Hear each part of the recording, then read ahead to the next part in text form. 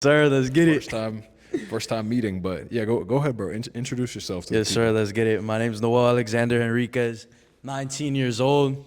I'm here with my boy Omar. First time us meeting. For the past 7 months, we've both, been on the same journey, self-developing each other. But yeah, go ahead and introduce yourself. Omar Palmer, you guys know me. Online fitness coach. I run two businesses: tinting cars, coaching people to get in shape, optimizing their hormones. We got my guy Noel here. He lives out in Florida. I'm out here for probably like 2 weeks, but first podcast. This is my first day out here. So yeah, let's run it. But really, the 100%. focus you want to start it with like a question. Let's start it with like what do people start with like a self-development question. Yeah. Hit me. Think. I low-key got one. Yeah, go ahead. All right, bet. What's up? So, bro, basically, right? When did you decide to go all in on this journey? When did I decide to go all in? When I really had no other option, because I went to college for wrestling, which was like my main sport. I did that my entire life. That was like my whole purpose, right? And that just kind of didn't. Don't even worry about it. It's still recording. But Right. that just kind of didn't like work out all the way, So I was Why in not? Iowa. So I was in Iowa, right? I was at a JUCO, on a JUCO team, and it was like the middle of nowhere. Let me think. What the fuck even happened? Winter season, like I didn't even have a 2.0 GPA because I failed an essay because my teacher caught me using ChatGPT on some huge essay, bro. My grade went from an 80 to a 40 off of one assignment because she was like, yeah, you're using ChatGPT. It's 100% ChatGPT. And I tried to edit it. She gave me a second chance. Still use ChatGPT. It was like a 6-page essay. I was not about to write that. But that was Yeah. the reason that I couldn't wrestle, bro. 100%. I mean, bro, one thing I think is interesting about the essay thing is I was reading this book Yeah. called Think and Grow Rich, and Yeah. basically these people were calling out Henry Ford, right? And Henry Ford, he's the founder of the most successful car company, and he obviously founded the first car. But he was in court. And then the judge was like, yo, you're not as smart as you say you are. You don't know this, you don't know that. And they asked him this super specifically odd question. They were like, look, in World War II, how many ships came back when Europe came or something like that? And then Henry Ford was like, you guys are judging me based on if I cluster my mind with this pointless information when I literally have a board of men who had a touch of a button, they can find me all of this information. So he was basically, and then after he said that, everyone in the courtroom couldn't say anything because they were like, oh shit, like he's right. This guy has the ability to get the information, which makes him more valuable. And then he went on to founding Ford. He made the most successful company. And then all those people who were hating on him, look at where they're at now. You know what I mean? That's true. That's what a it's lot about. of people don't realize. They'll go all in on school. They'll do all this, be all in on their studies. They think they're all smart. Bro, ChatGPT knows more than you. AI is going to replace all of your brains. If you don't find something that you're not going to get replaced by, what are you doing? If you can't learn how to talk to people, get in the gym, be an actual human being, like 100%. other than a robot, like you are literally cooked. One thing that is super special about 2025 is that intelligence is no longer valuable anymore. Because literally they could just find that information. Like what's actually valuable way more than intelligence is confidence. Because your level of confidence and how much you self-develop yourself actually leads to your lifestyle changing. And I feel like a lot of guys, they don't realize that. They just want to learn. But wisdom is so much more valuable than just pointless knowledge. But you only gain wisdom through experiences, and you only gain experiences through failing, trying new things, being outside of your comfort zone. And the biggest thing that being in shape does in correlation to that is that it teaches you the value in delayed gratification. You do one thing today, you see the results later. It teaches you how you putting your body through pain not only makes you a better person, but it strengthens your mentality so that your confidence is raised so that you can change your whole entire life. Exactly. You know what I mean? Yeah. And that's one of the most special things. And that's another thing. A lot of people like to say knowledge is power. No, it's not. Knowledge is potential. Action is power. Because if you know everything, bro, you could be a 200 IQ hermit crab in the bottom of the sea and you don't apply your knowledge. It doesn't matter if you're in your head all the time. If you don't actually take any action, none of it is real. You're delusional. That's what a lot of guys don't realize. They think that just because they know everything, that they can do it. Oh, I know how to get in shape. That's not what you're, look in the mirror. If you're not in shape, it doesn't matter. Oh, I know how to get rich. Look at your bank account. If you don't have rich, if you don't classify that as rich, I mean, well, what are you doing? If you can't buy whatever you want, just because you know how to do something, if you don't apply it, you still don't know. You don't know how to apply it. So that's also extremely, extremely important. And another point, a lot of people like to talk about like IQ, how important it is. I personally think that, like you said, confidence is way more valuable. I think that, testosterone, having a high testosterone level, which is basically the root cause of having a lot more confidence, that's more important than high IQ in today's world. 100%. 100%, bro. Back to what you were saying before about how, you were in school and you didn't really have good grades. Like for me growing up, it was low-key like the complete opposite. In elementary school, I was always the smartest kid. In middle school, I was like 2 grades above, class-wise. Like I was advanced in everything. And then the older I got to high school. I'm taking a class with seniors when I'm a sophomore, right? And I'm just like, bro, like I got to a point where I'm like, this is not gonna change my life. Like as cliche as that might sound, like I know everyone says, oh, school isn't important, whatever. But truthfully, at that age, I realized, I'm like, bro, I'm not putting my time into anything. But here's the thing, at that time I was playing Fortnite, right? I had, terrible vices. I was still chasing the wrong things, but still deep down I knew, bro, I'd rather play Fortnite than fucking spend all my time learning calculus. And that just goes to show how pointless calculus is, because at least from Fortnite, I learned the value of getting good at one thing, right? I would practice my editing, my aim, I would practice all these certain things, and then I would get into a match where it mattered, and then I would actually get better than everybody else, and I would surpass everybody else. And then I learned that the smaller the circle is, right, the more competitive it is. And it taught me so many things about life. So honestly, I genuinely believe I learned more from Fortnite about the real world than I did from school, which is crazy. That's facts.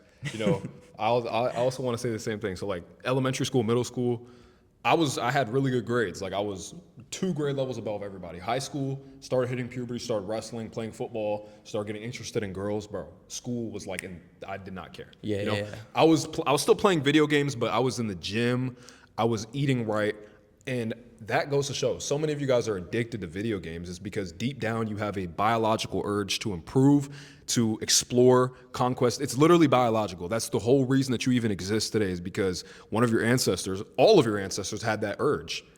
They wanted to conquer, they wanted to explore, they wanted to improve. So if you don't do the same thing, that's why you might feel like you're so upset and you're so quote unquote depressed. A lot of guys that they get like that, Yeah. And what's funny?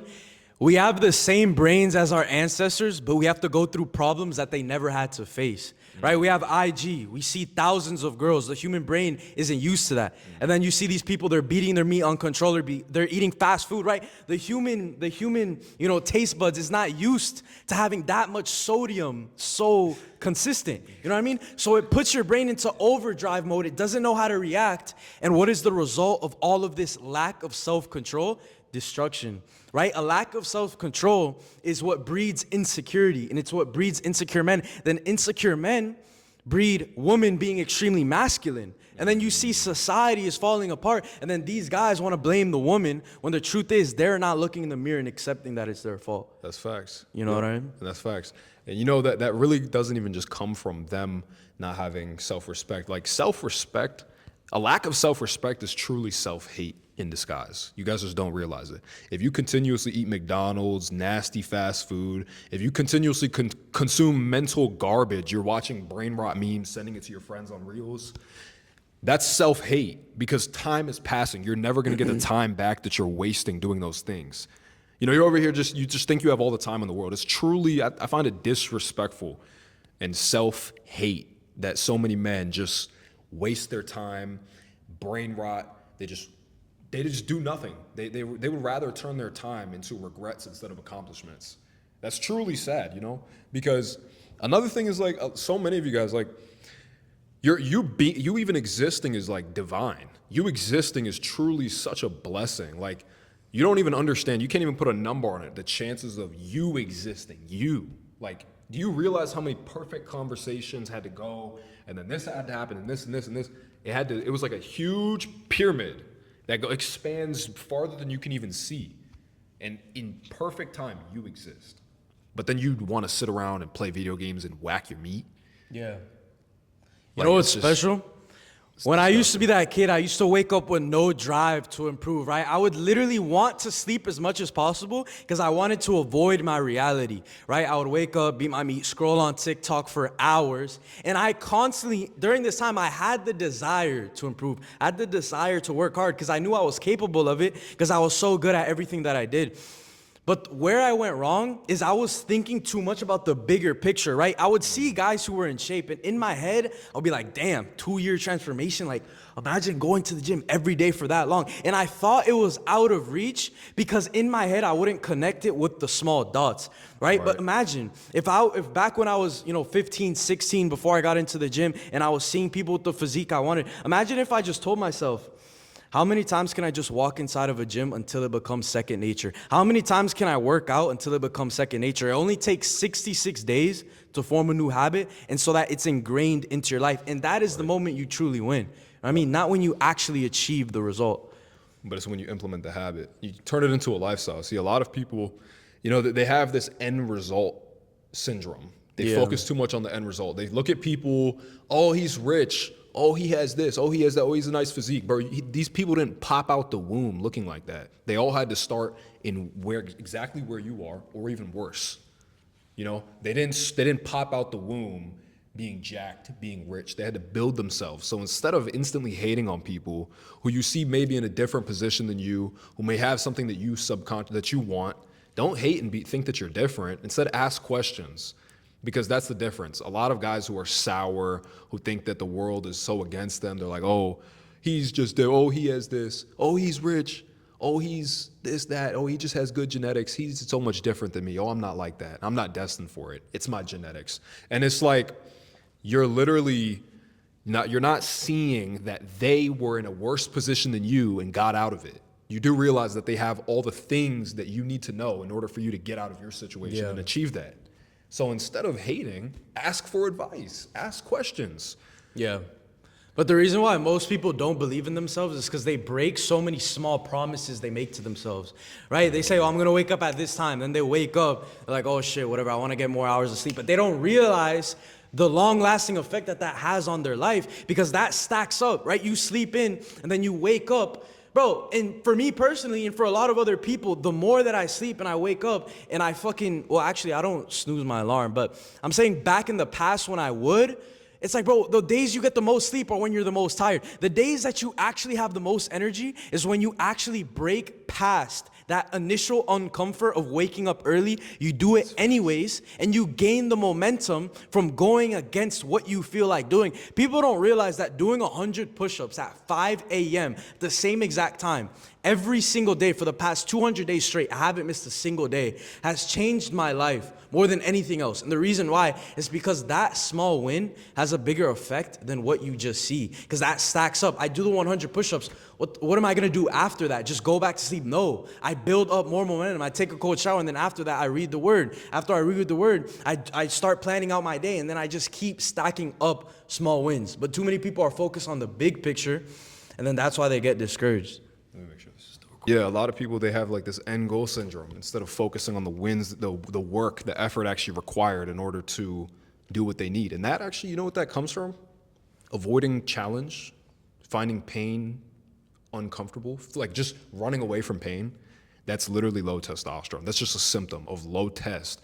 Because what a lot of guys don't realize is this deep-rooted psychology of just running away from pain. Like women and children do that. They run away from pain. Men are supposed to be the ones. If somebody breaks into your house, are you going to run away? Or are you going to start, if you have a child and you're married and someone breaks into your house, are you going to run away and ask for them to save you?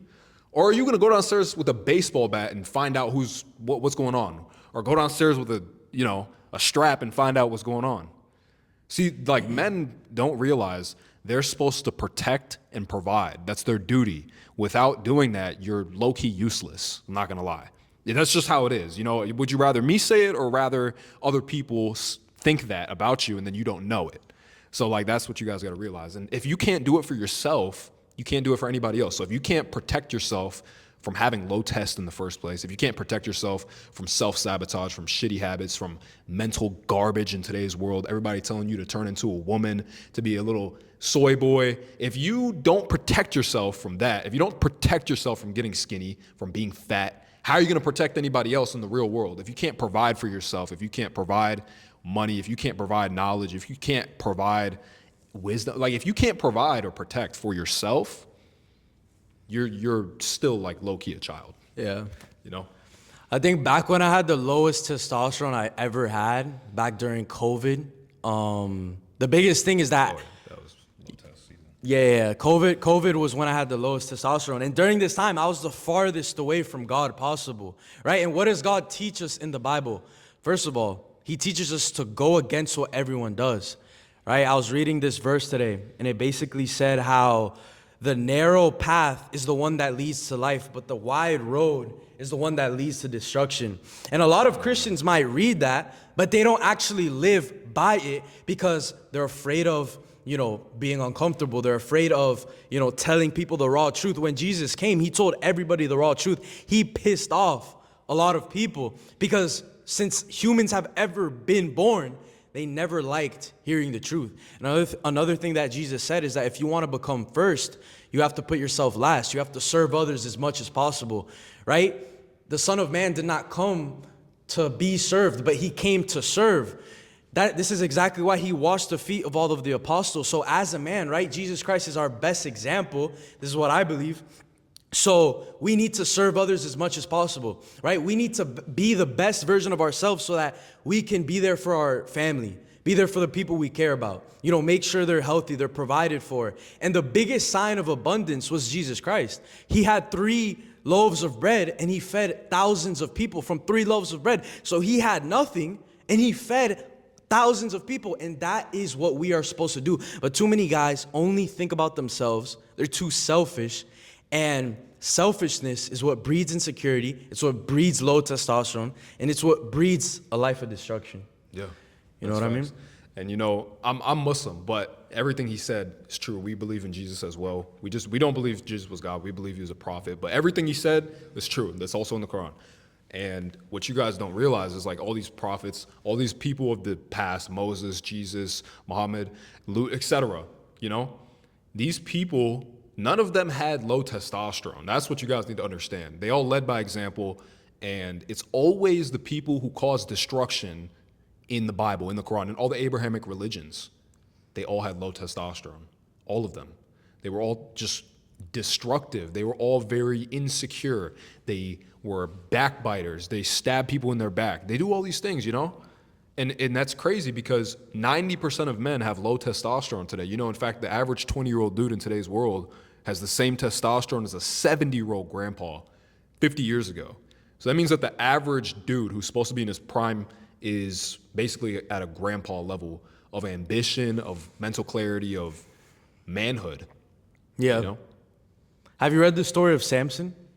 I've heard about it. It's a beautiful story. It's a beautiful story. It relates a lot to what you were saying about low testosterone. But I think the story of Samson is very relatable to a lot of guys who have low testosterone. Because what happened is that, physical strength is one thing, right? But your physical strength means nothing if you let a woman take advantage of you. But what happened is that Samson was the strongest man in his region. And people were like, yo, how is this guy so strong? He looked like a normal person. Like he was just skinny, but his physical strength was unimaginable because God gave him strength. So he was able to destroy walls, destroy pillars through his raw strength. But what happened? What led to his destruction?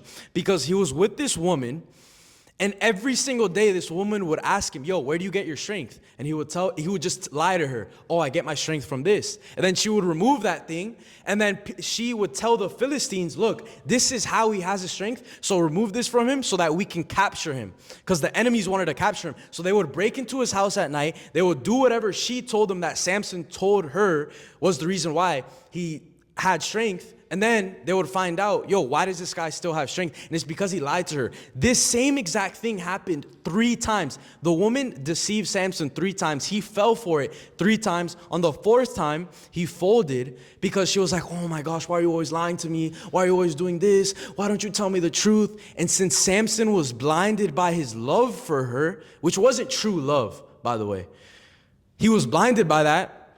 The Philistines came in, they cut off his hair because his hair was the source of his strength. Well, it was really from God, but God told him from birth, do not cut off your hair because if you do, you won't have strength anymore. She cut off his hair. The Philistines came in, they captured him. They took out his eyes and they tortured him for days.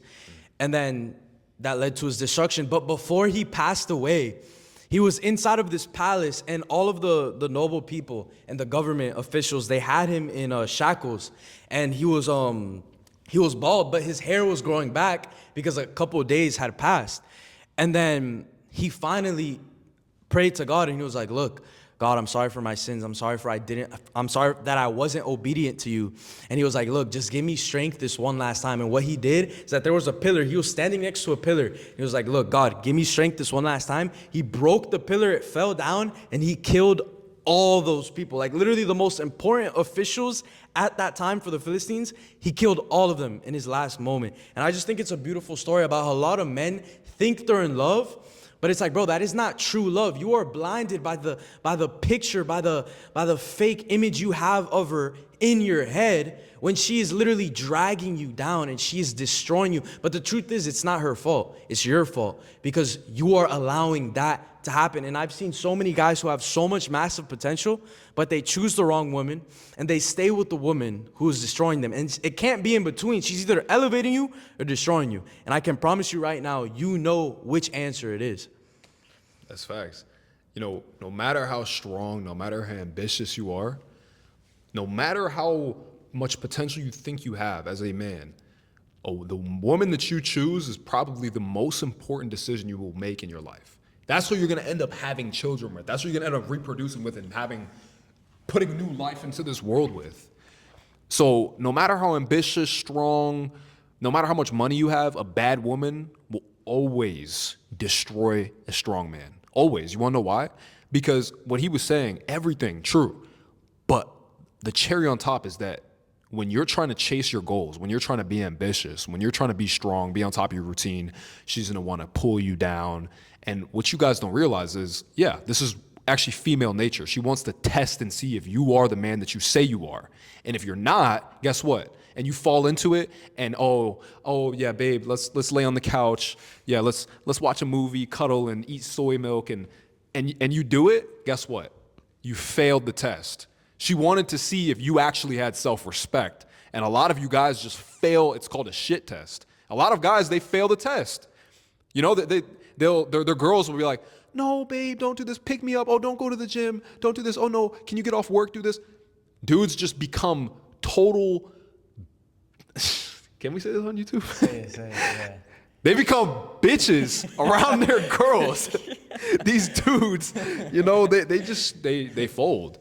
And then they wonder why. They blame it on the woman.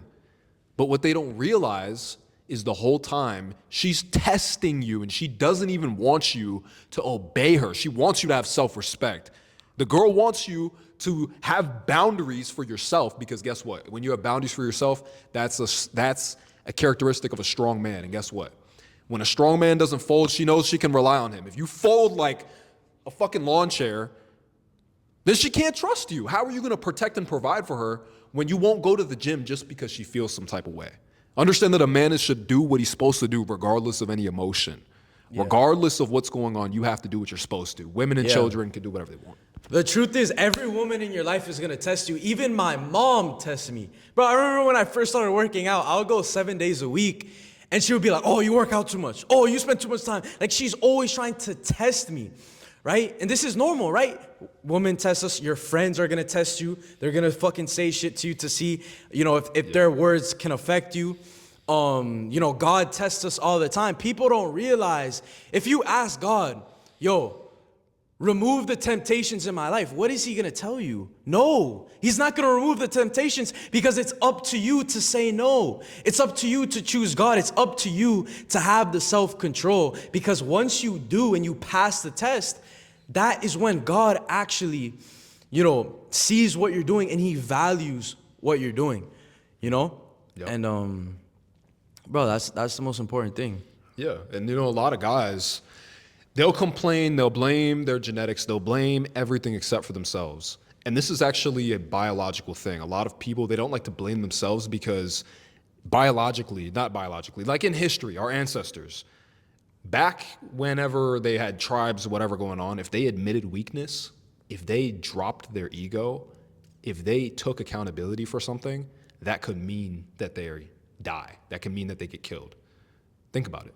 Back when there were tribes, this literally meant that they could be banished from a tribe. They could get kicked out. They could get killed. They could get fed to, who knows, a damn saber-toothed tiger if they did something wrong. Because they were ruthless back then. They had no IQ. But what you guys don't realize is that you have the intelligence. You have so much information today. So it's up to you to actually use it and understand that your life is not in danger. The only thing that's in danger is your mindset holding you back from never actually taking any risk, achieving anything, or just doing anything. Yeah. I think the most dangerous thing that most guys do is that they avoid the certain thing that they know they should be doing, right? They avoid pain, right? They avoid being uncomfortable. But what this happens is that it leads to a situation that is 10 times, 20 times, 30 times worse, because instead of facing the issue now, they wanted to procrastinate. They wanted to be comfortable. They want to date a girl when they're young. Bro, why are you getting a girlfriend when you are fat, you're broke, you're not the person you need to be? Because you are going to attract exactly who you are, right? As harsh as that may sound, there's so many guys who waste their time. They waste their potential. But here's the thing, we've all been there, right? There was a time in my life where I was wasting all my potential. And the only reason why I ever got out of that situation was simply because I put myself in a position where I had to grow. I put myself in a position where I had to make a change, right? If you give yourself the opportunity to back out, that is exactly what you're gonna do, because naturally, the human brain is wired for survival, not to thrive. But in order to thrive, you need to have a positive mindset. And most of the time, people get discouraged because everything in their life is telling them no. Everything in life is telling them, oh, your genetics aren't good enough. Oh, you don't have enough money for this. Oh, you can't do this. You can't do that, right? But if you want to get out of that situation, you need to rewire your brain to stop looking at the reality, and you need to place your mindset in the state of you already accomplishing the goal that you're trying to accomplish, right? But what do I mean by that? You literally have to imagine yourself as the person who has already accomplished your goals, because guess what? That person doesn't need motivation. That person doesn't need, the things that you think you need, because that person is self-sustainable. He doesn't rely on anything outside of himself. That person who is in shape, has a six-pack, he goes to the gym because he needs to go to the gym, because he sees how it transforms his life. And when you envision yourself as the person who has already accomplished that goal, what happens is your subconscious brain rewires itself to attach the things that you need to be doing, and then opportunities show up in front of your face. But you cannot see the opportunities if you're constantly in a negative mind space, because negativity is what bears bad fruit. If you want to bear good fruit, you need to have a positive mindset. And your mindset is always the root issue, because your thoughts lead to your actions, lead to your habits, and your habits lead to your lifestyle changing. And so it all starts with your mindset. But yeah. That's facts. And back to that, like a lot of guys, they'll be in this constant state of fight or flight, or they're stressed out. Understand that your vibration, that's low vibrational. An animal, a dog, so many people, they live their life just reacting. They just react to everything. Their phone, like anything that just happens, they just react. Somebody says something to them, they see a reel they don't like, they start talking trash in the comments. They hear something they don't like, they react. But they don't think. So many people, they don't think, they don't lead. They don't put themselves in the driver's seat. Instead, they're in the passenger seat, getting thrown around, and the driver is going crazy, cutting up, and they're just getting tossed around in the passenger seat, and they don't know what's going on. See, so many people, if you don't ever stop and think, you are literally going through life reacting, getting blown around like a leaf in the wind. And this is also what happens when you never take accountability for anything in your life. If you constantly blame other things, oh, my genetics, oh, I don't have enough time, oh, I'm too fat now, oh, that's my thigh, oh, I'm big boned. If you say shit like this, you are literally you are taking yourself, so look, you have 2 arms, 2 legs, 5 senses, and a beating heart currently. But if you say those things, you shapeshift into a leaf. And then the wind starts blowing and you just get blown around everywhere. So when you do that, you literally give away all of your ability and turn into a leaf in the wind getting blown around wherever you go. You know, you're not responsible for your heart. You're not responsible for your shortcomings. You're not responsible for your accomplishments. You're not responsible for anything. You're just a leaf in the wind. And this is what happens when you don't take accountability for the bad things, the good things, and everything. So yeah. 1,000%.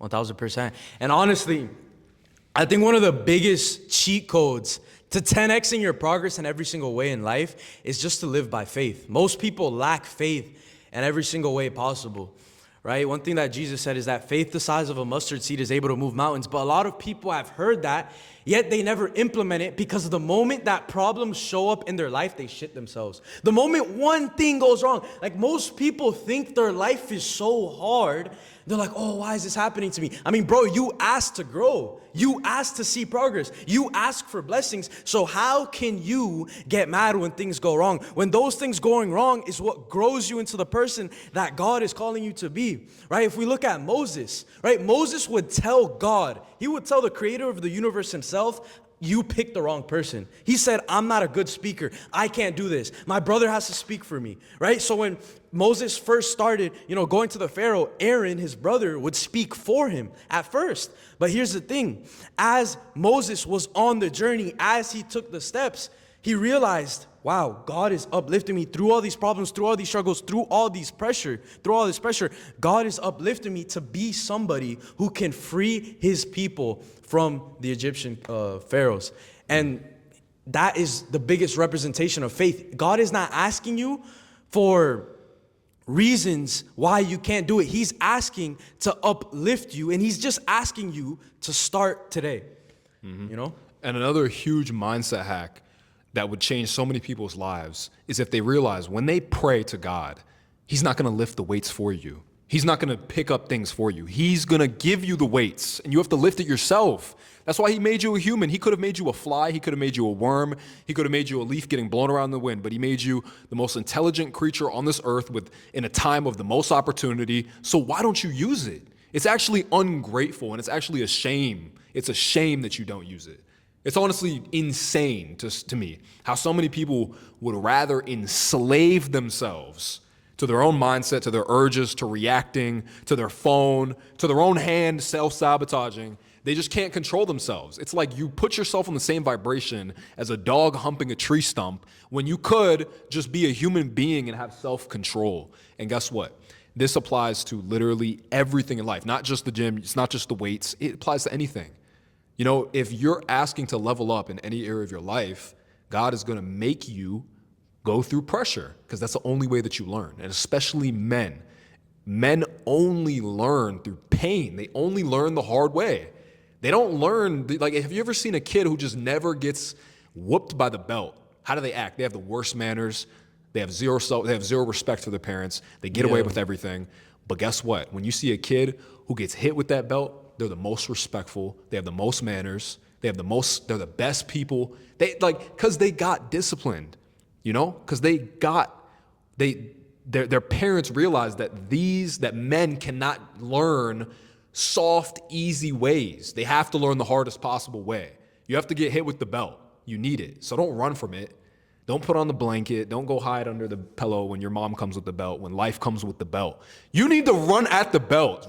Throw yourself at pain more often so that you realize that it's not that serious. Obviously, don't go jump off a cliff, but if you're scared to go to the gym, if you're embarrassed about what your friends are going to think, you just need to throw yourself. That's how you know that you need to do those things, because if you don't, then guess what? You're gonna turn into you can't be a man, 100%. You can't learn a lesson. The fear of being alone has destroyed so many men who had massive potential, right? They don't want to go to the gym by themselves, right? They're texting their boys, yo, let's go, let's go. Then their boys might not be able to go, and they're like, oh, yeah, that's my excuse. I'm just going to stay home, right? But the thing is, the path of success is a lonely path. Whether you're in the gym, whether you're starting a business, whether you're doing whatever you want to do in life, you have to get very comfortable with being in the silence of yourself. You have to be very comfortable with being alone, because not everyone is going to be on the same vibration that you're on. And that's a big thing that I've realized. These past 7 months, I've gotten different a lot from people that I used to be the same as. And it's a big adjustment because it happens so quickly.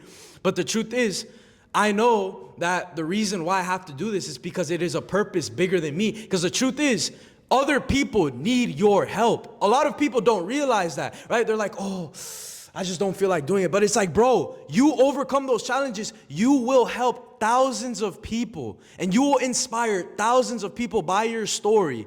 But you want to stay home, beat your meat, you want to date this 6 out of 10 girl, and you just want to waste all your potential instead of helping thousands of other guys. And it's the root of selfishness. And so many guys are selfish, they don't even realize it.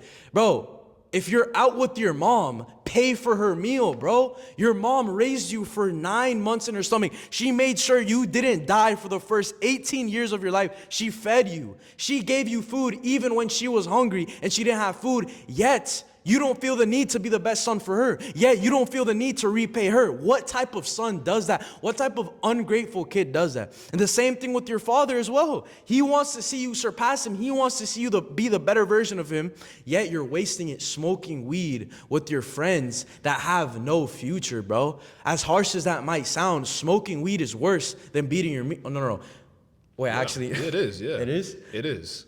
Yeah. Yeah. I'm not gonna lie, they're both fucking terrible. But smoking weed, what it does is that it spiritually kills your drive, your ambition. It kills everything about you, and it kills the version of you that actually wins. And most people don't realize that. But where does that come from? It comes from you being in a perpetual momentum negatively, right? You beat your meat and they're like, oh shit, I just feel like taking a nap. You take a nap, then you wake up and then you smoke weed, and then you're just in this loop of just losing and losing. And the truth is, it can be hard to get out of that loop, because I've been there and I know what it feels like. Right? I know exactly what it feels like to be in that loop of losing and losing. But the only thing that got me out of there was massive discomfort and just going cold turkey. You need to just stop it as soon as possible, because if you just keep doing it, the urges are just going to get stronger and stronger. Right? And beating your meat, smoking weed, as a guy, you will never accomplish big things doing that. You will never attract your dream wife, because she's going to be repulsed by you. And every single man is not going to respect you. They're going to disrespect you. They're not going to take you seriously. And when you speak, it's going to be almost as if you are invisible, because it is an energy transfer, right?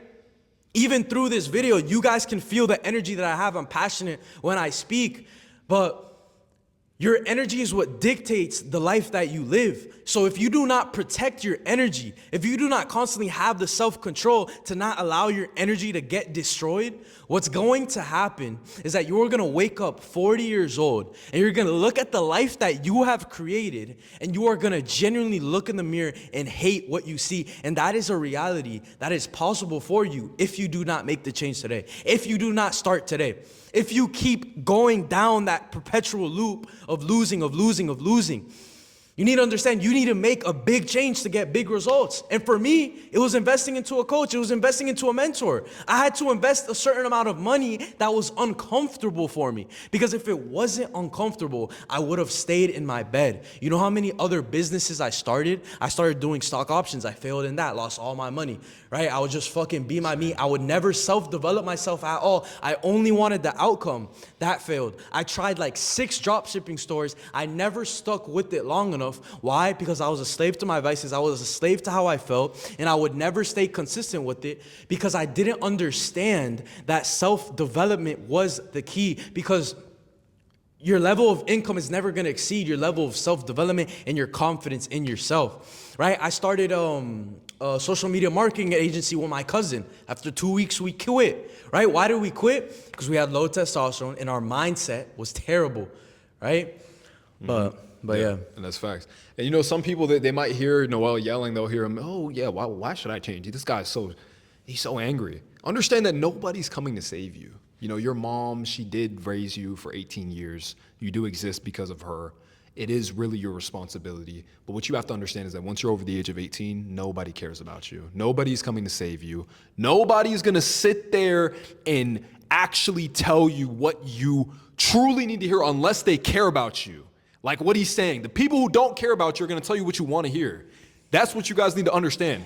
People love to hear what they want to hear, but you don't ever like to hear what you need to hear. Yeah. But what you need to understand is that if you never hear what you need to hear, you're going to lose. You're going to live a comforting lie. You're going to be delusional, and delusional men end up 40, 50, 60 years old with kids, mortgage that they don't like, their daughter sneaking out the house with big old football players. Their son is a gender transitioning. He's not in the gym. They just live existences that they hate. And, you know, that's why you need the ugly truth. So ask yourself, whenever you catch yourself feeling uncomfortable from anybody saying anything, do you want the ugly truth, which is going to set you free and get you the result? Or do you want the comforting lie that's going to make you a delusional, video gaming, delusional, regretful, invisible loser for the rest of your life? Because nobody's going to come and save you. Nobody's going to tell you what you need to hear. The truth is, if everyone understands you, that means no one understands you, right? Back to what I was saying before, nobody understood Jesus when he came. Nobody knew why he was saying the certain things. Everyone was like, yo, this is crazy. And the biggest thing I've learned over these past 7 months, bro, I have people I grew up with that just blocked me for no reason. Same. I'm like, yo, what like, I don't know if I just posed too much or if I bothered you, but it's like, literally 10 plus people have blocked me. Do I care? No. But it's just a reflection that I am misunderstood. Bro, even my friends, even the people that are close to me, even my family, they're like, yo, Noel, like, why are you saying this? Why are you saying that? But that is just proof that I'm separating myself from the 99% of people. And like I told you guys before, in the Bible, it tells us to not fit in. It tells us to be different. It tells us to go down the narrow path. You shouldn't want to be accepted by everyone because you need to look at the people who are accepting you. Because if those people who accept you aren't people who you want to be like, aren't people who live the life that you want, that means you are just like them. And to me, that is scary. To me, that is scary. To be like those certain people that constantly hate, constantly judge, their whole life is them commenting on other people. Bro, I could give less of a fuck who won the Super Bowl, who won the fucking American, I don't care about sports, bro. You see these grown men, they have a profile picture of another man. They have a profile picture of another man, and then they wonder why that girl that they want doesn't respect them. Like, bro, of course she's not gonna be attracted to you if you're not even attracted to yourself. Most people put themselves last, right? They don't think that they're even cool. They don't respect themselves, and then they wonder why nothing ever goes, right? It's because you do not believe in yourself. Yep. And you wanna know why you don't believe in yourself? It's because you probably have low testosterone, like 99% of people. The reason that 99% of people are unsuccessful is because 99% of people have low testosterone. Nobody's gonna ever come to you and tell you what you need to hear. The only reason that me and them are even saying this is because we don't have low testosterone. We'll tell you what you need to hear, and we don't care. Because we're in the gym, we went through the self-improvement. We're not afraid of what other people think because we understand the world. We understand a lot of things now. We don't care about people's opinions who we don't want to be like. If you're listening to your college professor who's fat, who beats his meat, his wife doesn't respect him, his kids don't respect him, he's in a car that he doesn't like, his car is beat down, has 200,000 miles, and you're listening to him, well, understand that if you listen to somebody who's in a position that you don't want to be in, you're going to end up like them. So why are you listening to them? Start listening to people with the result that you want and drop your ego to get there as soon as humanly possible. Because what you need to understand is that if you're 80 years old with $1 billion, it doesn't matter as much as if you're 20 years old with $1 billion. You want to know why? Because time is your most valuable resource. It's not money. It's nothing else other than time. That's the most important thing. If you're 80 years old with $1 billion, what are you going to do? Give it to your kids? That's what you're going to do. You're going to give it to your grandkids and spend a lot of money on them. because you can't really enjoy anything anymore. So you need to become successful while you're young. You need to get in shape while you're young. You're not going to do it later. If you do it later, you're going to be out. It's your body is decaying as we speak. Everybody is fighting against death. You're all, bro, understand that the moment that you're given life, you're guaranteed death. You're not guaranteed winning. You're not guaranteed losing. You're not guaranteed anything else. It's all up to you what you do with that. It's all up to you. You're not guaranteed to win. Nobody's going to come to save you. Nobody's going to hold your hand. You have to decide for yourself. If you want to self-sabotage and self-destruct and beat your meat and bust loads everywhere on the wall, you're self-destructing. And the reason for that is God gives you these easy way outs. He gives you the easy way out because he wants to see if you actually want to win. Understand that on the highway to success, there's always going to be exits into Loserville. Always. Every single 0.5 miles, there's going to be an exit. So that's what you need to understand. Do you want to stay on the highway and achieve what you want to achieve? Do you want to get in shape? Do you want to get rich? Do you want to do all these things? Or do you just want to take the exit like 99% of people and self-destruct and just constantly smoke weed, drink alcohol, talk to losers, hang around losers, listen to losers, and never actually achieve anything? Yeah. You know? I think a common misconception is a lot of people think God is against money, right? But what God is actually against, he's against people who treat money as their God. Because the truth is, money is simply a byproduct. And if you actually look at scripture, right, God wants us to be abundant. He wants us to work hard, and he wants us to enjoy the fruits of our labor, right? But where a lot of people go wrong is all they do is money. They don't care about their physical shape. They don't care about the relationships in their life. They don't care about their health. They don't care about their relationship with God. And all they do is, oh, I'm going to work as much as possible. Oh, I can't go to the gym because I work. Oh, I can't do this because I work. Everything is because of work. Everything is because the root of it is money. And that is the root of all evil, right? But the truth is, money is a byproduct of the man that you have to be that actually deserves that money. And that man is somebody who is confident, somebody who is dedicated at what he does, somebody who changes lives, somebody who is impactful, somebody who knows, what he's doing and not just,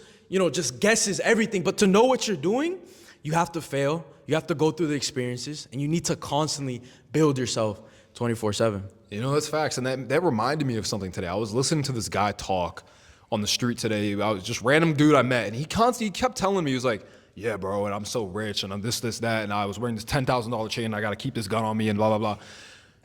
And I look at him, and he's like, yeah, and I know how to fight, and this, that, and I'm looking at, I see his belly poking out of his shirt, and he's talking about how expensive his Gucci shirts are and all this, and that. Understand that a $300 Gucci shirt is not going to hide the fact, it's not going to be more valuable than a jacked dude with no shirt. If there's a jacked homeless dude, he looks better than a fat dude in a $500 Louis Vuitton robe with Gucci sandals, a $10,000 chain. You want to know why? Because he's healthier than you. And subconsciously, we see that as more valuable. Humans see that as more valuable because it's a signal of health. And that goes back to how time is your most important asset. Health equals more time. You literally live more when you're healthy. You live less when you're unhealthy. When you're fat, you have a higher chance of you can't have high testosterone when you're fat. Don't even get me started on that. But, man, that shit rhymed. yeah. But anyways, you guys have such a higher chance of dying in general when you're not in shape. The number one predictor of survivals from cancer is how much muscle mass you have on your body. You literally have a 20% higher chance of surviving from cancer from how much muscle mass is on your body. Nothing else. Can you believe that? And some of you will still not get in the gym. Yeah. That's actually sad.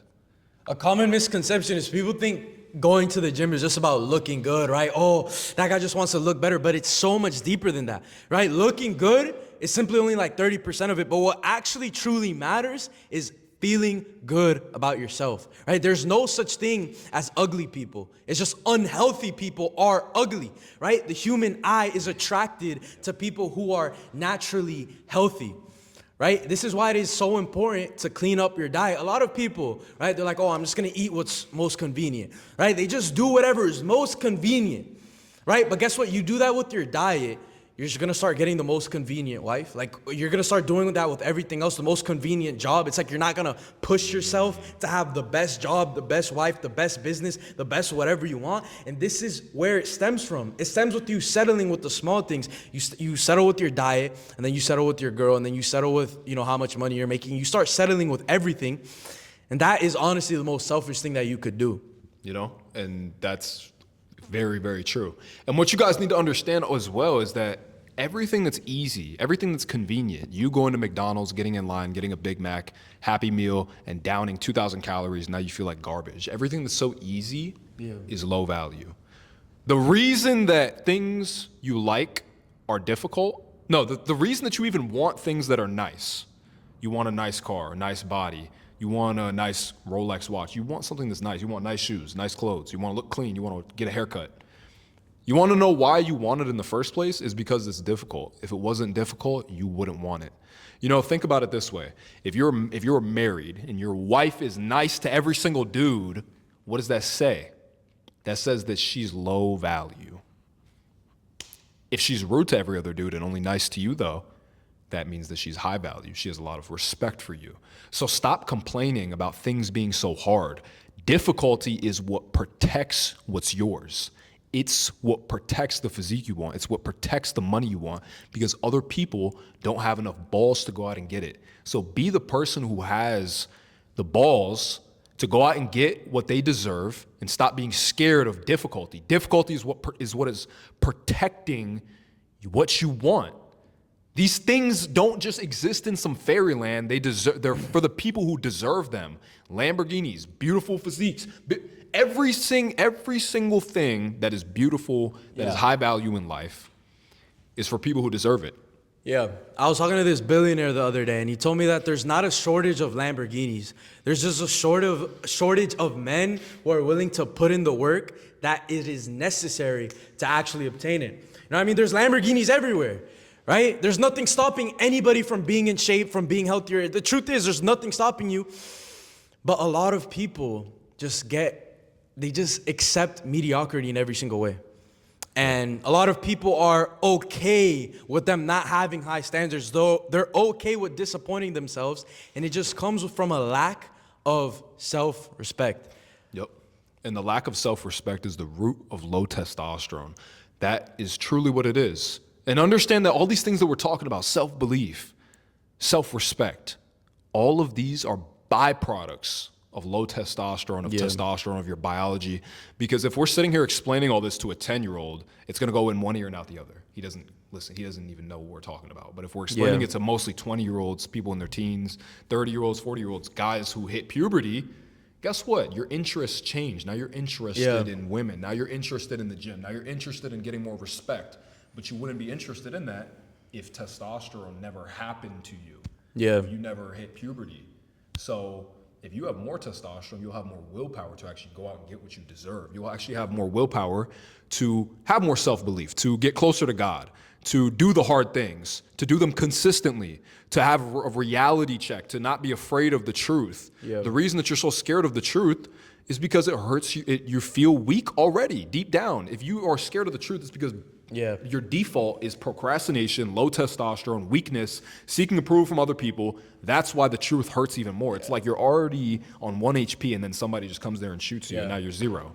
Of course the truth is going to hurt, but you need it. It's all psychological. This 1 HP, the truth, you need to hear the truth. You need to hit rock bottom for you to ever come up.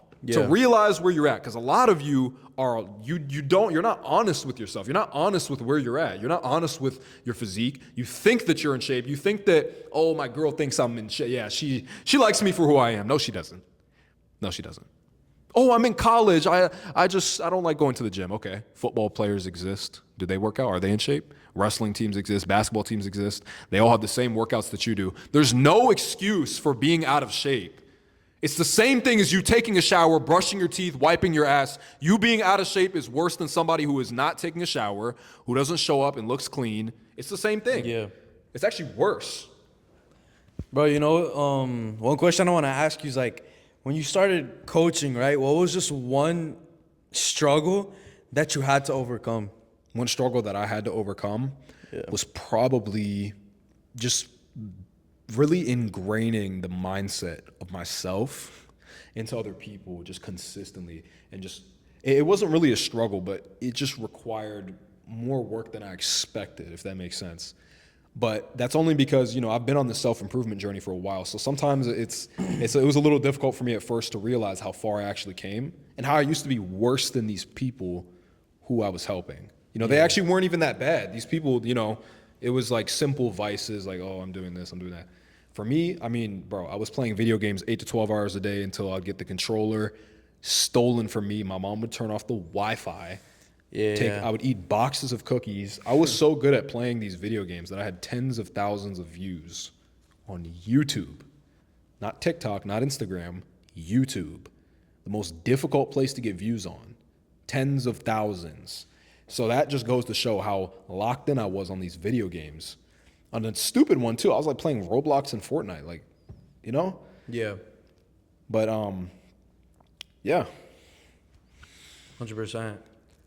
For me, like one of the biggest struggles, right, in the past 7 months, I'm trying to think. Probably, I'm trying to think. What was your biggest struggle ever with like a client?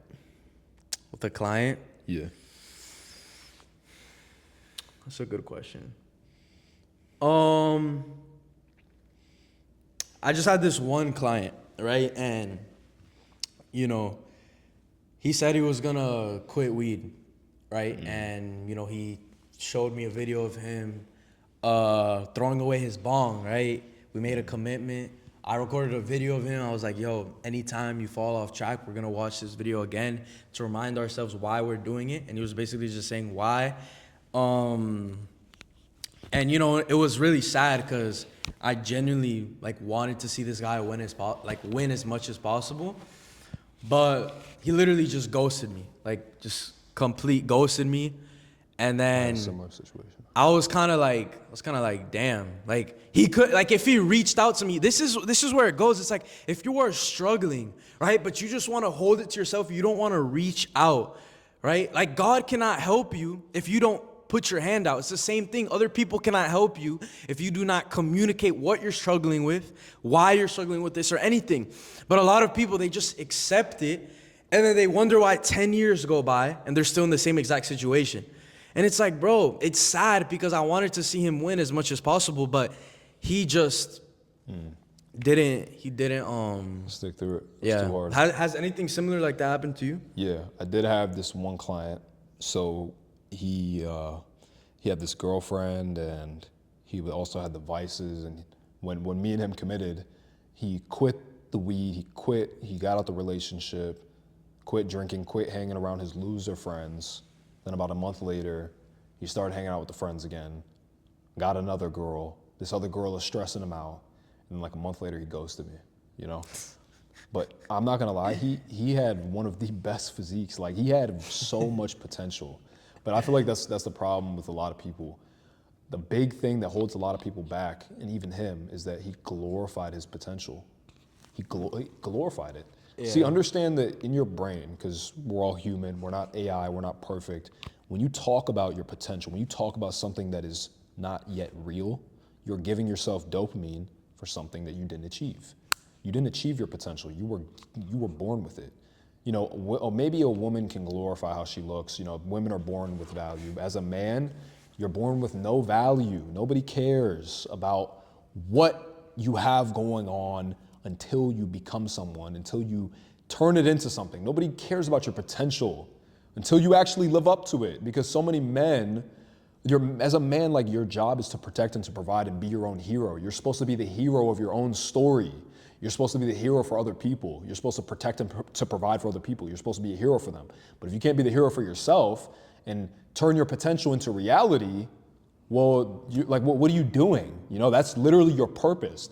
I truly believe that's so many men, any man who plays video games, deep down, that's what his purpose is, to be a hero. He wants to be a hero. Yeah. He wants to be a hero, maybe he has another purpose. Maybe he wants to, do something religious or, I don't know, invent something. But deep down, Every single man's true purpose is to be a hero in some way or another.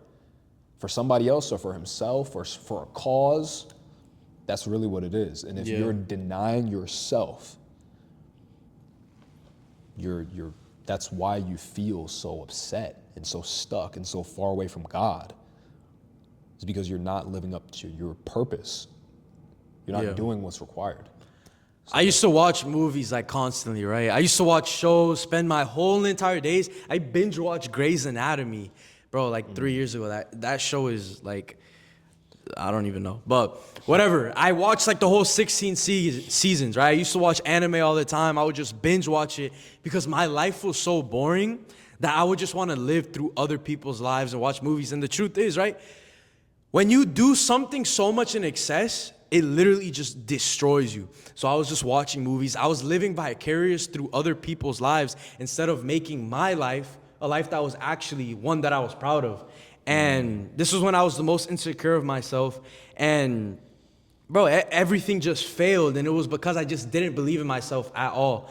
Because of obviously the small promises I would break to myself on a daily basis. I would say, oh, I'm going to do this tomorrow. And then I would wake up that day. I wouldn't feel like doing it and I wouldn't do it. I was a slave to how I felt. But if you're a slave to how you feel, you are never going to accomplish anything great because your feelings are like waves. They're always going to change. But if you actually want to make long-lasting change, you have to push forward and have the discipline to make the right choices even when you don't feel like doing it. And how I do that is by conditioning my mind in the morning to go against how I feel. Most of the time, I wake up at 5 a.m. and I don't feel like doing it. My body's telling me, go back to sleep, get more sleep. But when I do that and I get over that challenge, I'm stacking up small wins. I'm stacking up momentum every single day, which leads to monumental change. Yep. And another thing, what he's saying about, programming your mind in the morning is actually very, very powerful because in the morning you have the highest testosterone. So you have the most willpower, you have the most conviction. You're going to make the habit stick the most. You're going to make the biggest change that's going to last. That's the truth. So when you have the highest testosterone in the morning and you get up and you beat your meat and you scroll, well, guess what? That's what you're setting yourself up for. That's going to be a recurring habit. Yeah. You had the highest testosterone, the highest dopamine. So now your body's going to crave exactly what you did during that time. So understand that testosterone and dopamine on a scientific level are very, very correlated. How you feel when you feel good, high dopamine is correlated with high testosterone. So you can feel very good whenever you do this. Maybe your testosterone will go up a little bit, but then guess what?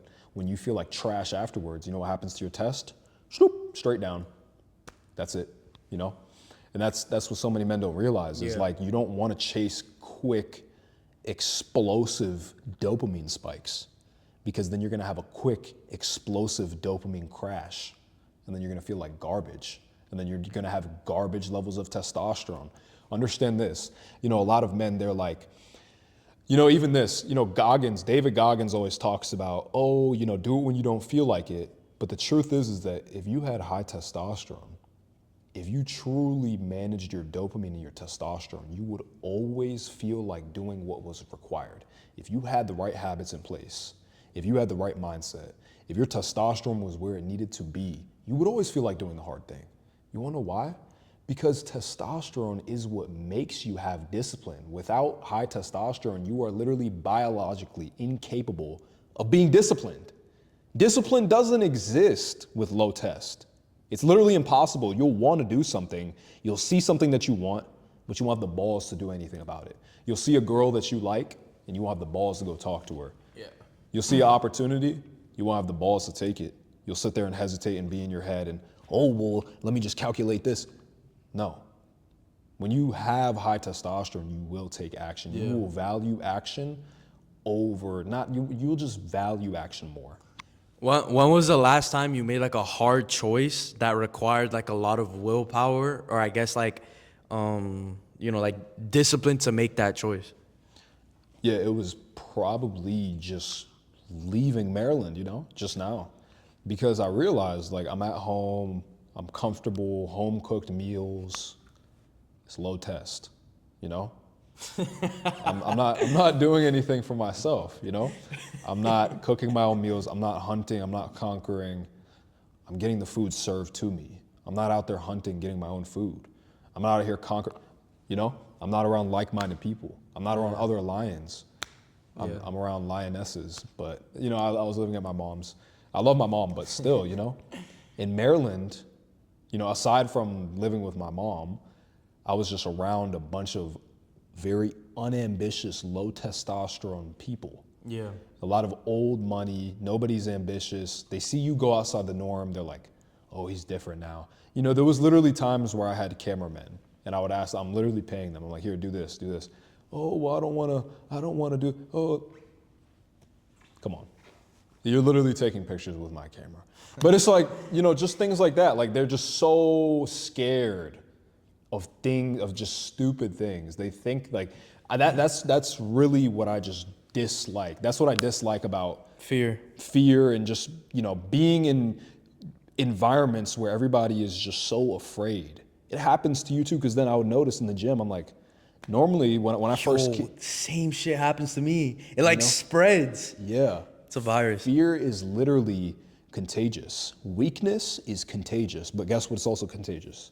Discipline, conviction. This is also a big reason why when you're out with your boys, if you're around a bunch of pussies who are too scared to do anything, you're gonna also be a pussy. You're gonna be scared as well. If you're around a bunch of dudes who are going up, talking to girls, talking loud, doing whatever they want, hitting the gym, grunting, ego lifting, having high test, you know what you're gonna happen? You know what's gonna happen to you? You're gonna also have high tests. So understand this. A lot of you think that you're excluded from this principle. Understand that you are a human being.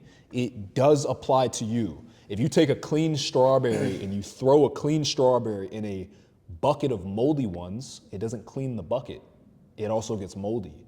So put yourself around other clean strawberries and stop thinking that you can clean everybody. You're not.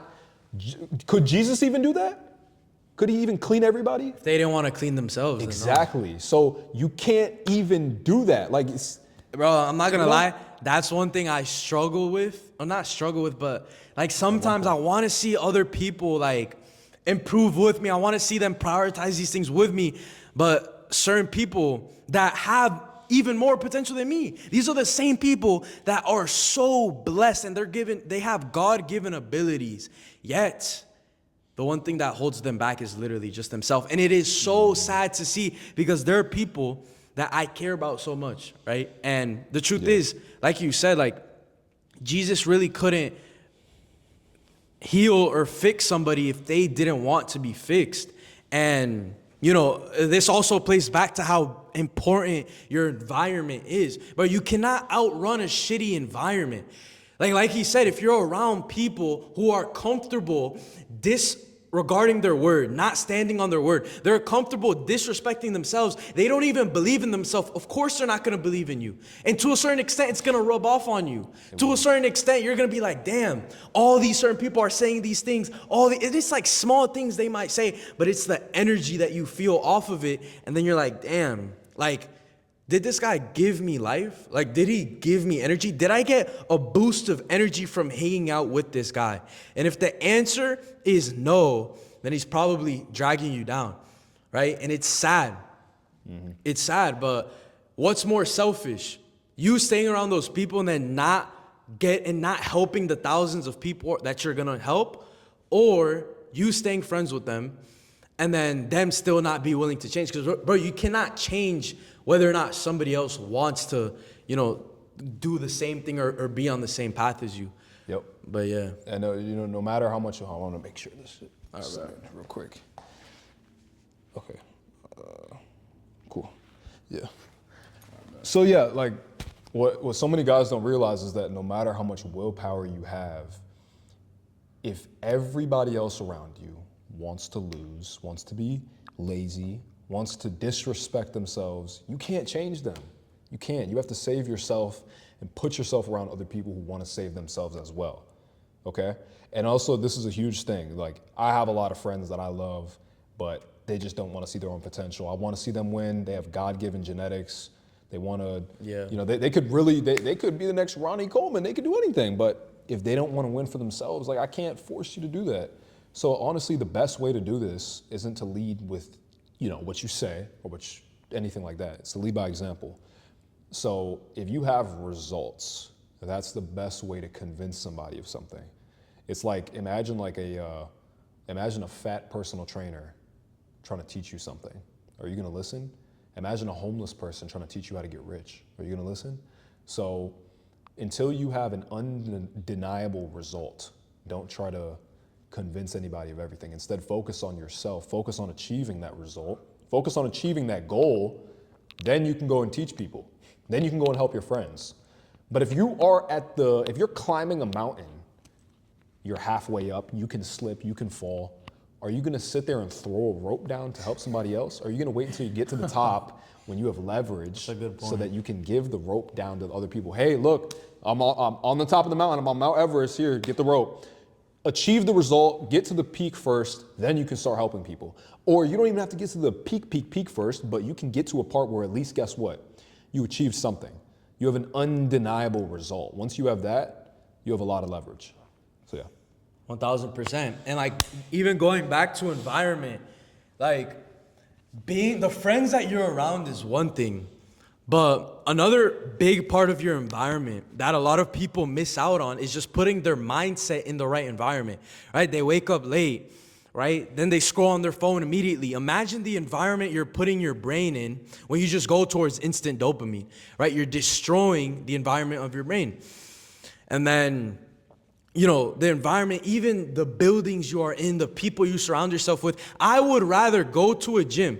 Like when I come to Miami and I go to these gyms with like the best, you know, environment possible, it gives me energy because I like going there. But if you're going to Planet Fitness, and when I used to go to LA Fitness, the environment in there wouldn't push me to actually work hard. But I remember when I used to work out at LA, I would go in, I wouldn't even train till failure. I would do like 8 to 12 reps, and I'm around all these old ass people, and I'm like, damn, this shit's like gray and ugly. It didn't motivate me to bring out the best side of me to push myself.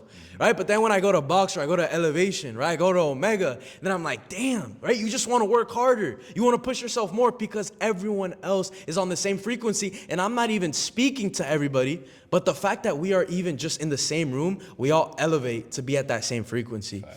And it's like unspoken. And that's the beautiful thing about humans is that we telepathically communicate through energy, right? You beat your meat, that girl can sense that energy. She can sense that you disrespect yourself, and she's gonna reciprocate that same thing to you. Because the way you treat yourself is what gives the blueprint on other people how to treat you. And the thing about women is that they are hyper emotional, and they know how you feel because they can sense it off of you. If you have confidence, they can sense it off of you. That makes them more attracted to you, right? If you don't believe in yourself, that makes them repulsed by you. And I'm saying that as the kid who was in middle school, in my early years of high school, and I got rejected every single time. And I would be like, damn, what the fuck? Am I just ugly as shit? No, it's not that I'm ugly as shit. I'm just fucking lazy. I have a fucking shitty ass mindset. I have zero accomplishments. And I look in the mirror and I hate what I see. I have man titties. Right? My body literally thinks I'm a woman. And what type of woman is going to want to be with me if I am more like her than anything? Because a woman wants her opposite, right? She wants you to be the equal balance. If you want a feminine woman, you have to be a masculine man. But the most masculine men are the ones who have the right mindset first. That's facts. Yeah. And, you know, even me, I'll touch base back on first what you were saying about like being in the environment, you know, having control of your mind. You know, when I was back in Iowa, around those people who were unmotivated, you know, all those losers. Like there was literally a time, bro, I kid you not. These kids invited me to their dorm. It's about 15 dudes in a room. They're all on a couch. It's like a suite. There's 4 dorms. There's 1, 2, 3, 4. Invite me, yo, let's hang out. I get in the room. These dudes literally put porn on the TV like this. 15 dudes lined up. 15 dudes. No, I walk in, I see that, and I walk out. And they're all sitting there laughing. And I just know, like, at least one of them was probably bricked. That's how I was like, wow. These are not real people. These have to be AI-generated humans. Yeah. And that's just, like, that's like the trenches. That's like the bottom 1% of men. Not even. There's probably gets worse than that, to be honest. But that was pretty low, you know? And after that, I never hung out with them ever again. They would all talk trash about me. They would talk trash about my religion. They would be like, oh, he prays to carpets. And I would just look at their lives And like after I left and like they had nationals, all of them lost. Not one of them even qualified to get 8th place. Yeah. And like it was just like, okay, like, you guys got what you deserve. And the coach too, it was just like the only, what's crazy? The only person who was like had some genuine respect was the only one who placed on that team. He was the only one who got like 8th place, and he was a freshman. The sophomores, the people who were disrespectful to everybody else, to themselves, they all lost. Yeah. They were good, but they lost. And it was their mindset. The thing is, disrespect and constantly pointing the fingers is one of the biggest signs of insecurity, because men who are actually secure in themselves don't feel the need to say so many things about other people and be like, oh, you did this, you did that. They're always pointing the finger when they are the most imperfect people themselves. And we saw this, right? This is kind of a controversial topic, but like when Charlie Kirk passed away, right?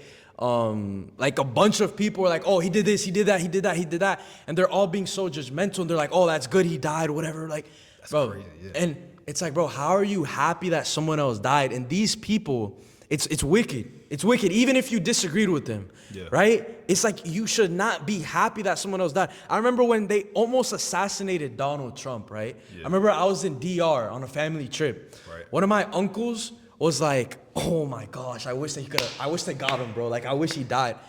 In my head, I was like, bro, what the fuck? Like, who says that? Yeah. Like, bro, you don't even know him. Like, bro, they will see online. Like, people do that to me. Like, you see an online image, and they're like, oh, this guy's this. Bro, you don't know me. You feel me? And it's the same thing with other people online, but people are so quick to judge when they are the ones who have the beam in their eyes first. Yeah. And that's insane, because like another insane analogy is when dudes are watching the NFL, you ever notice like, oh, some dude, he just, a big old NFL player, 250 pounds, 6'5", he's athletic, he runs a 4.5 40-yard dash, does a minor inconvenience, messes up a little bit. It'll be the fattest dude in the room who sits there, he's like, yo, he should have done this, get him out of there. And it's just like, this dude is so out of touch with reality. He's never experienced any pain in his life. He's never experienced what this guy had to go through. And if he put him in the same position, that dude would have looked like he would look like a fucking clown. He would have folded. But here's the special thing. When these fat dudes are watching sports and they're like, oh, I would have made that 3. Oh, I would have done this. You know why? It's because they see themselves in that person, and they're constantly living in the past, and they're reliving the days when they used to play that sport. But here's the thing. You can never grow if you are stuck in the past. You can't do both. And most people are always like, oh, high school was so fun. Oh, in high school I did this, I did that. But what about you now? Like, genuinely, what about you now? What accomplishments do you have? Bro, I was at this fucking thing, and then this guy is like, oh, my biggest accomplishment was in high school, I won this award. Bro, you're a fully grown man, and your biggest accomplishment is winning something in high school. That's pathetic. It's pathetic, right? Because you are constantly digressing. You cannot be in between. And so many guys, right?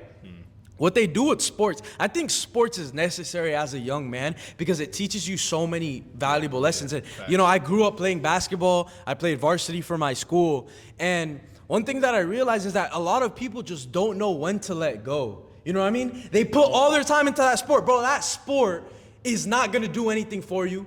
Bro, you dedicating your life to a sport where you are not going to go anywhere from it is fucking the same thing as fucking running in a fucking circle 24/7. It's like, bro, you're not gonna get anywhere. You're not gonna move your family out the hood by fucking playing basketball for a fucking shitty ass school. Like, as harsh as that might sound, you put that same exact energy into building a valuable skill, right? Getting in shape, building your confidence, doing something that actually is gonna change your life.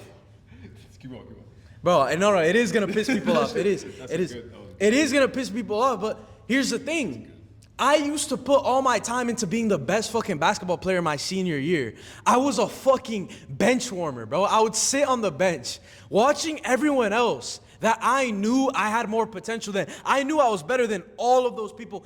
Yet I never lived up to my potential because I didn't have the confidence. I didn't have the confidence to fulfill my potential. So you can have potential, but if you do not have the confidence to go out there and fail, then it's pointless. I wouldn't go out there and miss a shot because I was too afraid of missing, because I'm like, oh, what are my teammates going to say? Oh, what is my coach going to say if I do this wrong? And in my head, I'm constantly thinking about what could go wrong, and that's exactly what happened, because when your brain is always focused on the negative, that's exactly what you're going to get back, right? And then you see these guys, they're like 20s, they're in their 20s, or they got out of high school. It's like, bro, give it up, bro. Like, give it up. Like, basketball is fucking amazing. Football, all these sports, they're amazing. But it gets to a certain point where you can keep putting all your time into basketball and all those things and forget about actually improving your life. But 10 years down the line, you're going to realize you gave so much to something that you got nothing back from.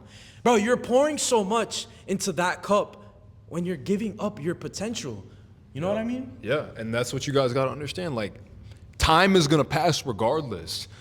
You know, these sports are so good, and, you know, when you're growing up, when your brain is still developing, obviously don't run around and get CTE, but what you need to understand is that as a full-grown man, if you know that you're not 100% in your sport, it's better, you have a better chance at just being a businessman, being an entrepreneur, getting in the gym. You do. And a lot of people will be like, a lot of delusional people who are out of touch with reality and don't actually achieve anything are going to sit there and tell you, oh, it's just, you're killing his dreams, this, that. Understand that there's a lot of people who profit from you chasing it and not achieving it. Colleges, you know, somebody's always profiting. Yeah. But that's another story. But if you truly want to succeed, if you want to make the most out of your time, you have a much better shot at using your time, your 20s, your early 20s to become in shape, to get your ass in a fucking business, to get your ass in the gym, to learn maybe a combat sport, to do something more productive and constructive than just overly obsess over some damn touchdowns that you did when you were 17. When's the last time you scored a touchdown in real life? You know, like, yeah. These dudes, like, bro, you know what's funny? Focus, yeah. Most people do not understand how powerful their word truly is, right? We were created in the image of God, right? What did God do? He spoke the universe into existence. He rested on the seventh day. He didn't rest in the middle. He didn't rest at the beginning. He rested at the end. What else did he do? Right?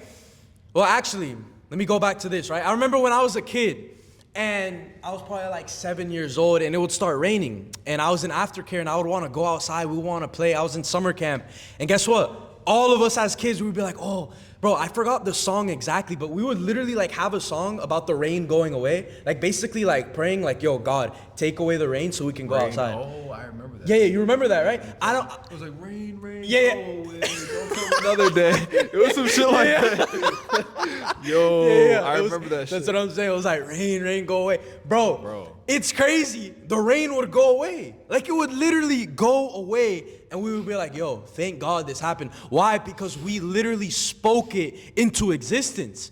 But you are scared to speak what you are going to do. You have to speak it and then act upon it. Then you gain confidence. That is the ultimate hack to gaining massive confidence. You say something, you act upon it, and you do it. You speak your goals into existence. You literally have to sit down with yourself and tell yourself, I am this person. I am this. I am this. I am this. You have to say, I am. You can't say, I want. Because when you say, I want, you're coming from a place of desperation. You're coming from a place of lack. And that's not what we want. We have a mindset of abundance. We have a mindset that we already have everything we need because God already gives us everything we need, right? That's and the truth is, most people, they call their friends bitches. They're like, oh, you're a bitch. Oh, you're this. They curse constantly. And look, I still curse. I'm not perfect. But it's different when you're saying it at somebody else. I will say that. But most people, they will use their tongue to destroy. They want to point the finger. Oh, you did this. Oh, you do that. Bro, your tongue is powerful. Your words have meaning, right? When people say, oh, your words don't matter. No, your words matter more than anything because you have the ability to speak things into existence the same way God does because we're created in the image of God. People don't realize that, right? In the Bible, it says when Jesus comes back for the second time, he's coming back. He's going to be on a horse with wings. The heaven gates are going to open up. He's going to come towards the planet Earth, right? And guess what? Out of one single word, all of the armies that are up against Jesus, they're destroyed just from one word. And that just shows the immense power that our words have. Yep. And you know what's even crazier? on a scientific level for all the sciencey nerds. Oh, where's the studies on that? Listen, fucking nerd. What these nerds need to understand is that there was literally a scientist, a Japanese scientist, who had 2 tubs of water, and they said certain things at the water. They spoke into a tube. They said, I love you. Then they froze the water, looked at it under a microscope. I'll literally pop this up on the screen. I can't make this shit up. They they said, I love you to the water, froze it on the screen, froze the water. Everything was perfect, symmetrical, beautiful shapes under a microscope. The other one, they said, I hate you, F you, this, that. They froze it. It was some of the most just disgusting looking. It looked like a disease under a microscope. It looked like bacteria. You know, so your words have so much power, because what you need to understand is that your body is 70% water. So if you're saying all these things, oh, I hate myself, and you're letting your friends disrespect you, even if it's a joke, guess what? That affects you on a cellular level. This is proven. This is all science. You know, obviously they don't want to teach you about certain things. They don't want to teach you about this, right? Oh yeah, if you do that, you're going to be unsuccessful. If you don't go to school, you're going to be unsuccessful. Well, what do you think your existence is going to manifest when you're being told these things? Yeah. You know what's special? If your friend makes you feel worse when you fail, that's not your friend. That's your enemy in disguise. Because that guy is going to drag you down as much as possible because he does not want to see you surpass him, right? He's seeing you fail. He's seeing you put in the effort, and that's making him feel insecure about himself because he's like, damn, this guy's doing things that I don't have the balls to do. This guy's failing more than I am. He's soon going to surpass me. So what am I going to do to bring him down to my level? I'm going to say bad words to him. You know, I'm going to drag him down. I'm going to make him not believe in himself. And the truth is, people like that have no other choice because they've already given up, because they've already accepted.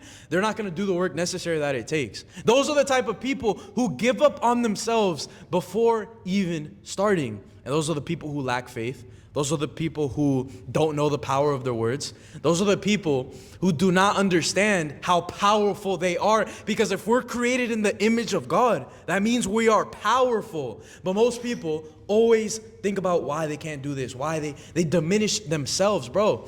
That is in correlation disrespectful to the person, or not the person, but the God who created you, because he commands us to have confidence. He commands us to live by faith. He commands us to lead by example. He commands us to be different. He commands us to not want to be understood by this world, who 90% of these people are on the path to destruction, right? And that's facts. And you know, what's crazy is even, you know, some people, they'll sit there and be like, oh, we're all here on accident, the Big Bang, oh, I'm just an accident, oh, it's all science. You're actually here on very divine timing. That's what you don't realize. You will sit here and think that you're here on accident. Do you realize how many accidents had to happen for you to exist? They're not on accident. God wants you here in a time of all this opportunity, all this information, all this potential for you to be somebody so important, but you'll sit there and not do anything with it, and sit there and think that you are an accident. It's literally your obligate. Like, you should feel obligated to work as hard as possible, to take every single opportunity, to not be ashamed to God, to not be ashamed to all your ancestors who made huge sacrifices for you to exist. You know, that's another thing. A lot of you think that, you think that you can get away playing everything safe, taking no sacrifice. Do you really believe that you came here, you exist by people playing it safe? No. You actually exist because somewhere along the line, and with your ancestors who were fighting saber-toothed fucking tigers and woolly mammoths, one of them had to make a huge sacrifice.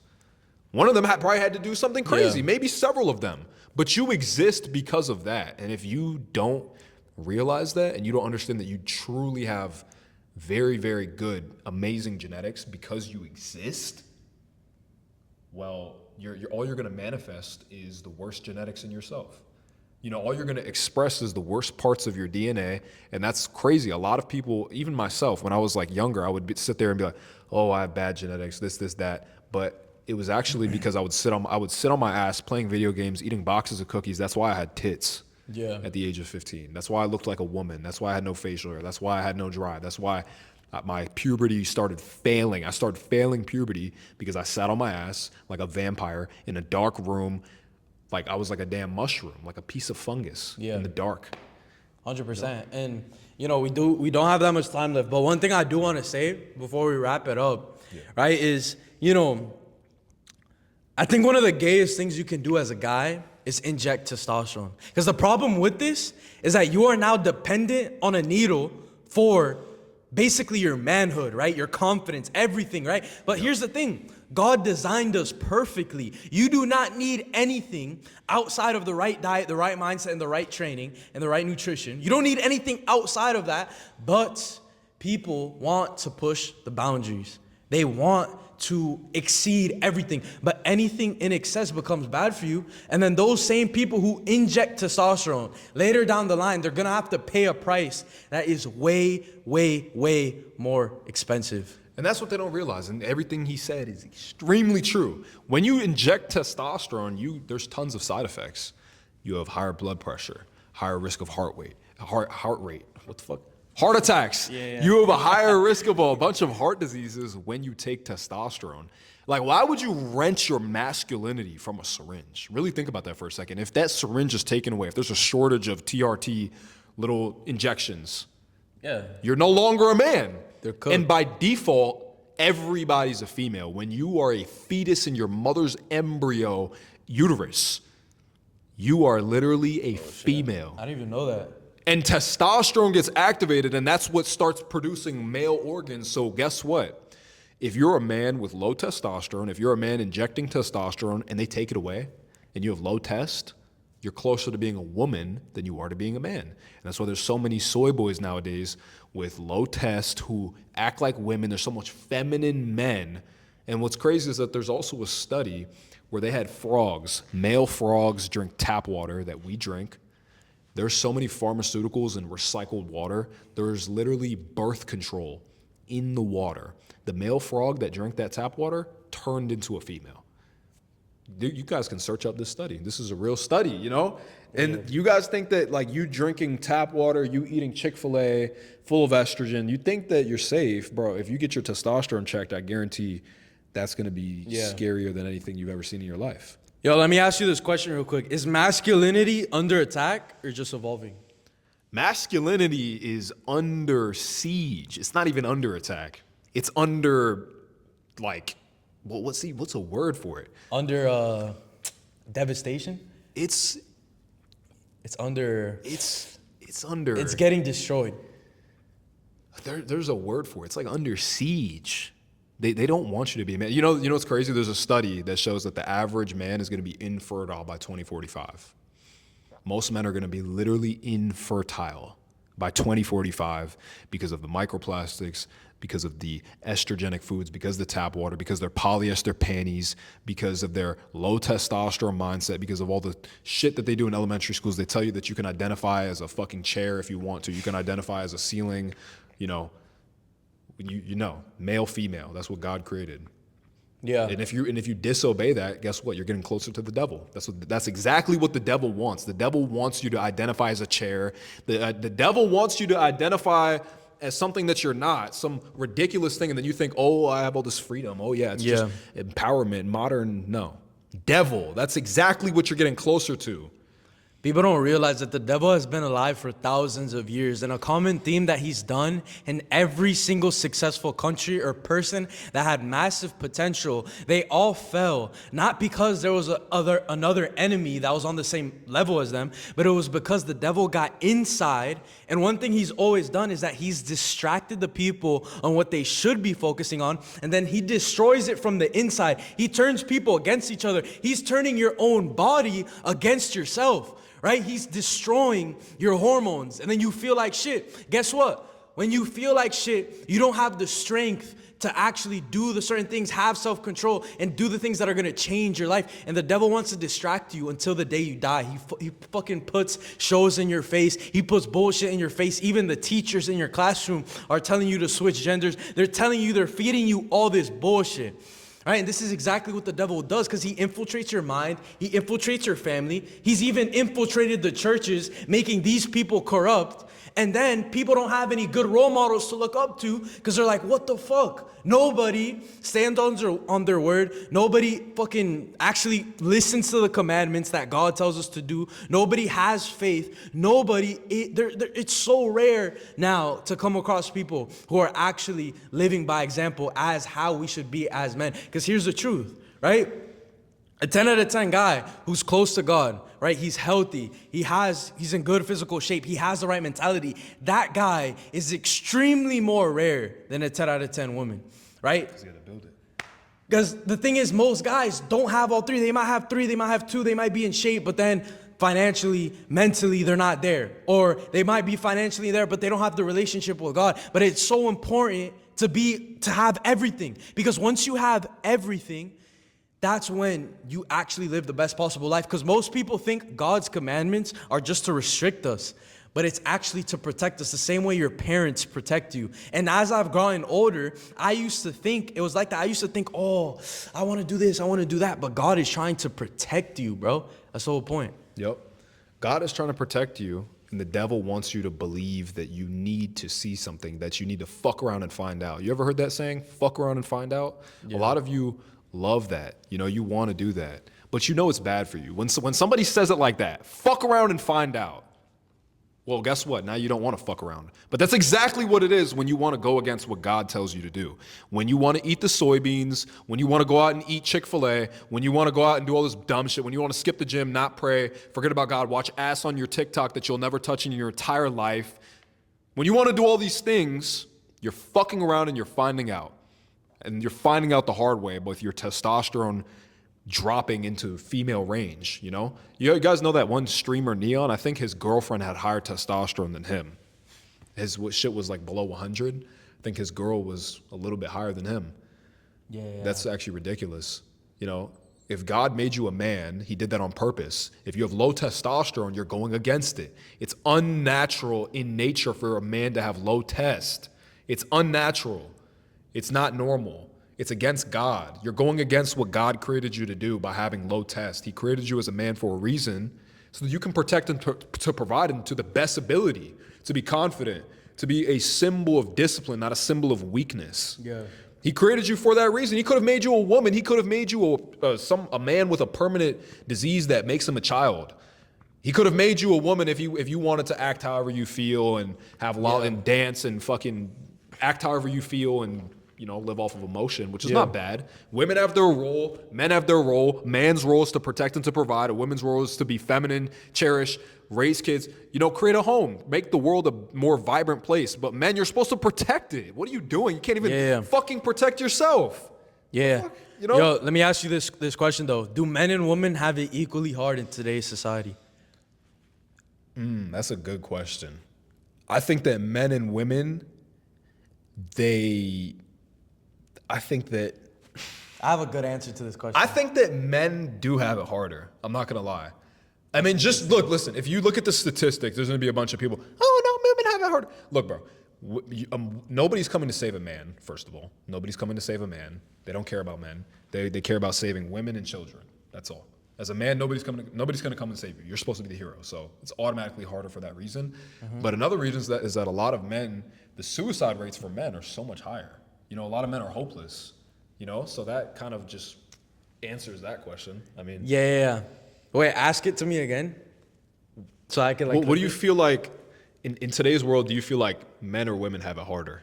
I'm gonna be honest. Your answer low-key shifted my perspective a little bit, but the way I was thinking about it is, I was like, honestly, woman, because the reason why is because there's such a lack of men who will actually be there for them and be that strong provider. Because the thing is, women, they reciprocate energy, and they don't make the choices, they just react. And what happens is, when you're a reactive person, when the men are just being shitty ass men and they're being more feminine, now the women are kind of like, yo, what the fuck do I do? And then now we see so many women who are fucking being masculine as shit, and they have a high ass body count. They're fucking as many dudes as possible. They're getting drunk every single day. And it's because they don't have any men to where they even want to impress or they even want to that actually hold them to a higher standard. But it always starts with the father, always, because the father, that is what dictates how they really look at men. And every single girl who I've seen they have a weird relationship with their father, or like, I don't know, just something there is just off.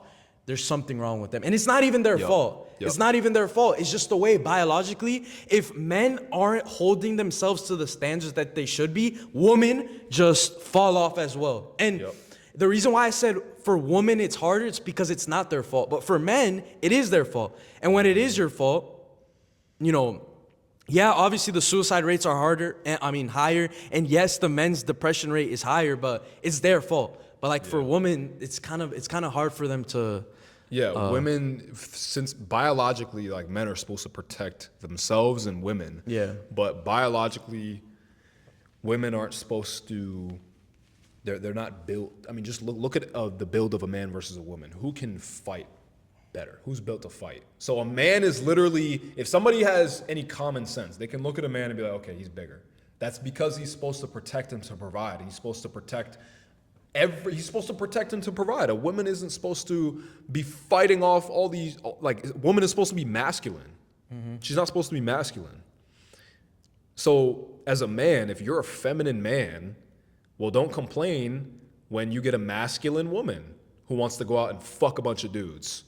Don't get mad, because you literally attracted that. If you are a feminine man who does whatever he feels like doing, who smokes weed, who talks shit online, who gossips, who doesn't go to the gym, who doesn't pray because he doesn't feel like it, who goes out and eats like who eats like a child because he feels like it, well, don't complain when you get a masculine woman who wants to take control and act like a man, Don't complain, because that's actually your fault.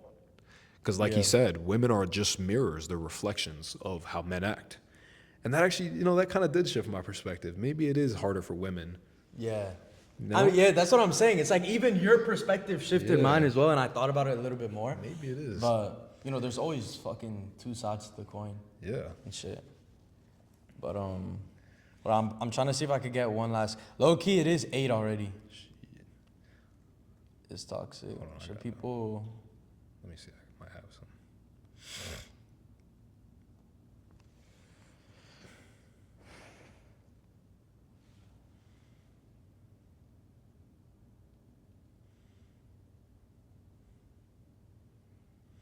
You have a question? I got one. You ever heard the saying, like, you'll never know unless you try? Yeah. What do you think about that? You never know unless you try. I'm going to be honest. I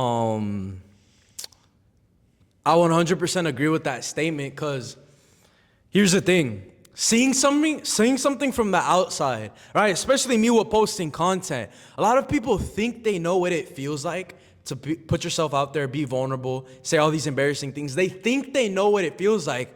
But it's like, bro, you have not posted 467 posts for 7 months straight. Have everyone you grew up with fucking talk shit about you behind your back. Have your family shit on you behind your back. They're just shitting on what I'm saying. And deep down, they care about me, but it's like, bro, it's uncomfortable having so many people always saying these opinions about you, and then people just make an image and they're like, oh, this is, but it's like, bro, you have never been through it. Would you take relationship advice from somebody who has 5 failed relationships? Probably not. Because the truth is, that guy, okay, yeah, he might know what not to do, but it's like, bro, the advice he's giving you is not valid because he does not know what a real relationship that works looks like. That is why a lot of people, it's honestly rare to come across in 2025 like a long-lasting marriage. It's rare. It's rare. But those are truly the only people that know what you should be doing to be like that. So if you want to be like the guy who just dates 5 girls and just has unsuccessful relationships, all right, then listen to him. But you're going to end up exactly like him. Because that mindset that got him there, if he's giving you advice, that's exactly where you're going to end up. That's why it's so important to experience things before, you just give fucking advice and shit. Right. But yeah. And what's crazy is a lot of, I've heard advice from like some marriage that they've been married for like 80 years. And you know what they said? That they were very against hyperstimulation, big events, big marriages. They were for consistency, and they were for showing up and doing what's right, and just consistently doing that, and not being too overstimulated, not going out doing huge events, not doing all those things. They were actually very against that, because when you do all these things, and it's similar to when a guy who's trying to become successful whacks his meat and smokes a blunt, all it does is put your baseline dopamine, which was, normal, it brings it, you shoot way up to this unnatural range, and then it's a big spike. And during these big spikes in relationships, when you want to do all these big, nice things and you just don't value consistency, well, guess what? What happens when you can't always be 100%? Because obviously, human beings, they sleep. They have to sleep. You sleep 8 hours, you're awake 16. In a relationship, you can't always be 100%. You can't always, it's just impossible. You can't always be 100%. That's not natural. That's like a damn AI. A robot can do that maybe, but not a human. You need your downtime. You need time to yourself. It's consistency and showing up and doing it consistently over time, and not overstimulating yourself to not going out fucking to a big party concert with your significant other, going to Halloween parties, her ass is out, other dudes are looking at it. Yeah. Then guess what? Now you guys want to go to Miami, and now she's at a bar, this, that, and you're like, oh yeah, so much fun. And then you go back home, and then you're confused why everybody's miserable. You're confused why everything is just gone to shit. Yeah. But it's because you overstimulate, you just overdid it. That's I'm not gonna lie, that's a really good point. And one thing my dad told me is that a lot of guys go wrong is because they treat their girlfriend like their wife, right? They give her way too much immediately because they don't know what an actual healthy relationship looks like, because they've never been in it. So they just do, I feel like doing this, I'm just gonna do it. And I feel like fucking treating her the best possible. But it's like, bro, a lot of guys, they try to play the husband role when they're not ready for it, right? They're trying to provide as much as possible. Bro, you need to build yourself up first, and then they're giving so much for her. And then what I see a lot of times is guys will put their girlfriend over their mom. It's like, bro, you're giving so much to your girlfriend, but what about your mother, bro? What about the one who gave birth to you, right? You take care of your mom first, you give back to her first, and then you provide to the other woman. And this is where most people go wrong, is that they don't have their priorities straight. And then the other woman takes advantage of them. They invested so much into a sinking ship. Then they're left with nothing. She leaves you, and she probably gets over you extremely quickly. And then you're just like, damn, what the fuck? But your mom, the one who has never left you, the one woman who will love you unconditionally, you feel no need to be the best son for her. You feel no need to give back to her. That is the most ungrateful thing you can do, in my opinion. Yeah, it is. It really is. Ungrateful. Imagine your mom sacrificed so much just for you to exist. And she wants you to succeed. She wants you to be the best version of yourself. Absolutely. And if you're not going to do that, well, that's honestly a shame. If you're not at least going to try 100%. But back to what I was saying about, what do you think about people who say, oh, you'll never know unless you try?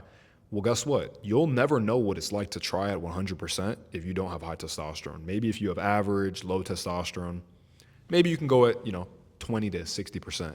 But you'll never truly know what it's like to try at 100% at something until you have high testosterone. And if you are somebody who still procrastinates, you still don't have a six-pack, you are over 10% body fat. No. If you're over 15% body fat and you don't have, you're not making money consistently and you're not close to God, there's zero chance that you have high testosterone. Zero. Yeah. Zero. Yo, one thing I do want to ask you as well is, how do you stay consistent when no one's watching? When nobody's watching, I know that God is watching. I know that there's a version. I know that there's so many things that have happened to me that, I just take them personal. And I know that in the back of my mind, my competition is always there. Like if I saw, my competition, or, because this kind of roots back to wrestling, like back in wrestling, before a match, you'll see the dude across the match. He's over here jumping up, putting on his headgear, slapping himself because he wants to beat your ass. Yeah. When you see that, you're instantly going to have way more energy. But like 30 minutes before the match, you don't see him. Maybe you're sitting on your ass, stretching, eating a fucking granola bar. You're chilling. When you see that motherfucker get up and start getting hyped up, you're instantly going to want to compete. So what you need to do sometimes is put yourself in a state of mind. You need to see your competition. Maybe you need to see it with your eyes. Maybe you do. I don't know how you could do that. Maybe go put yourself in like an MMA gym, see other people your age, see how strong they are. Go fight them, see what it's like. You know, it's actually very good for you. Mm-hmm. But you know, so many men, they just don't really see. They're so out of touch with their competition and how there is a man out there who has one goal: to take your future wife, to take your money, to take all your goals, to just replace you. You know? There's a man, understand that there has to be winners and losers in life. And for there to be winners, for winning to even be valuable, there has to be losers. If everybody won, winning wouldn't matter. There would have to be something above that. There would have to be winners of the winners, you know? That's just how humans are, you know? So understand that you have to ask yourself, and when I'm alone and nobody's watching, I have to ask myself, okay, time is going to pass regardless. Am I going to sit on my ass and waste time that I'm never going to get back? Or am I just going to use it to turn it into an accomplishment, to push myself forward, to do some type of work, to throw myself at pain, to do something? Fuck it. I'll take a cold shower. Then I'll go to the gym. Then I'll fucking post some content. You know? Who knows? That's funny because I remember my varsity basketball season. We went 1-16, right? We lost 16 straight games. And I remember the last game was my senior night. And I was like, yo, we have to fucking win this game, right? It was the worst team in the district. We're like, bro, if we don't fucking win this game, we're cooked, right? This is the only game I started, by the way. And then as soon as we start the game, right, I see the opposite opponent. I'm guarding him. Bro, I'm just talking shit. Like, I'm just trying to get into his head. I noticed he was a little bit scared, so I just started throwing some jabs, right? And it's like that just brought a different side out of me. I was like, oh shit, what the fuck? Like, I had like 4 steals that game. I was fucking locking up that one dude. We're talking shit to each other. Bro, everyone in my school went to this game. They're all watching. Bro, that drive, like that fucking adrenaline, that feeling that I got, bro, it's like no other, right? And it just goes to show how when you are in competition, right, just like how you were saying, and you are literally in it, and you're just competing with somebody else, it literally brings out the best side of you. It's like the pressure. So if you don't have pressure in your life, you're not gonna bring out the best side of you. And when I invested into a mentor, when I invested into my business, when I started posting content, that I put a certain amount of pressure on myself because everyone is watching. All these people that hated on me, they're like, oh, is Noel really gonna go far? I have people I grew up with that literally just shit on me 24/7, and they literally just want to see me lose. Like, there's people that want to see me lose, but that is what brings out the best side of me. That's what brings out a different type of drive out of me. And I can't sleep in because in the back of my head, I'm thinking about those people. I'm thinking about those people that told me I was dreaming too big. I'm thinking about those people that told me it was unrealistic. I'm thinking about those people who told me to stay small, who told me I was too confident, I'm too cocky, my ego's too big. But the truth is, they're just saying that because they don't like seeing other people who are confident because it makes them feel small. And in the back of my head, I'm always thinking about those people that doubted me, and it just brings out a different side out of me. Yeah, and if somebody who's watching this, like if you ever catch yourself hating or you ever seen a hater before, understand that haters only pull people down. The reason that they pull people down and try to belittle them is because subconsciously they feel that they cannot achieve that same thing. They feel like they have to pull somebody down because if there is a bigger person in the room, they get little. They feel little. If there's somebody who's confident and they're not confident, they don't like how they look, they feel less than. 100%. Yeah.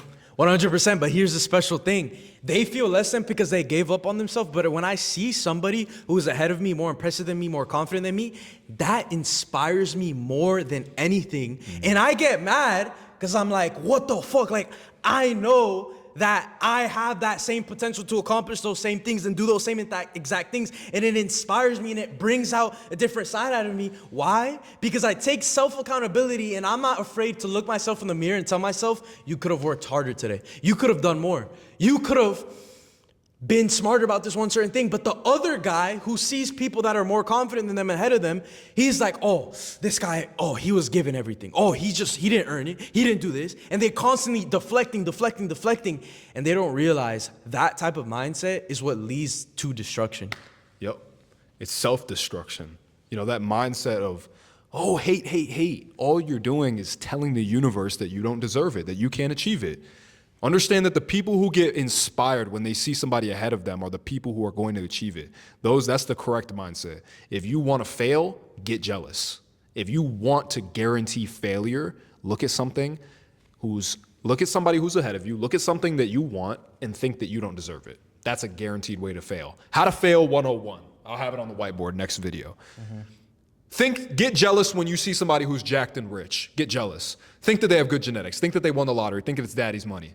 You know, never, ever get inspired. Never, ever think that you're on the same wavelength, that you can achieve the same thing. That's a guaranteed way to fail. But if you want to succeed, see other people, ask how they do it, ask questions, because you'll never find somebody better than you hating on you. You'll only find hate from the trenches of hell below. You're never going to find hate coming from above you. I guarantee it. 100%. Yeah. That's what it's about. You know, but one thing I was thinking about how is when... Sure, it's still all right, bet. You know. It is, yeah. It's still going. All right, bet. Yeah.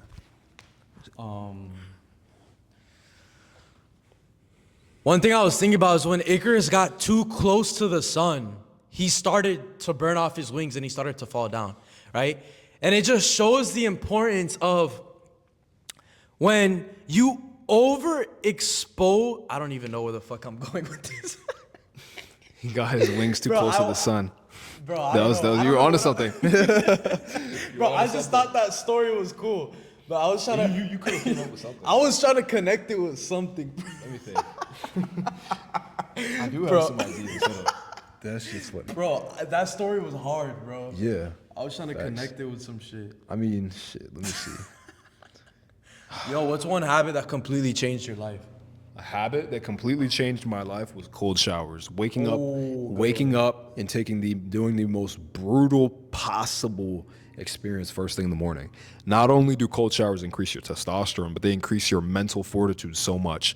Because when you're forming a new habit, the hardest part about it is starting something.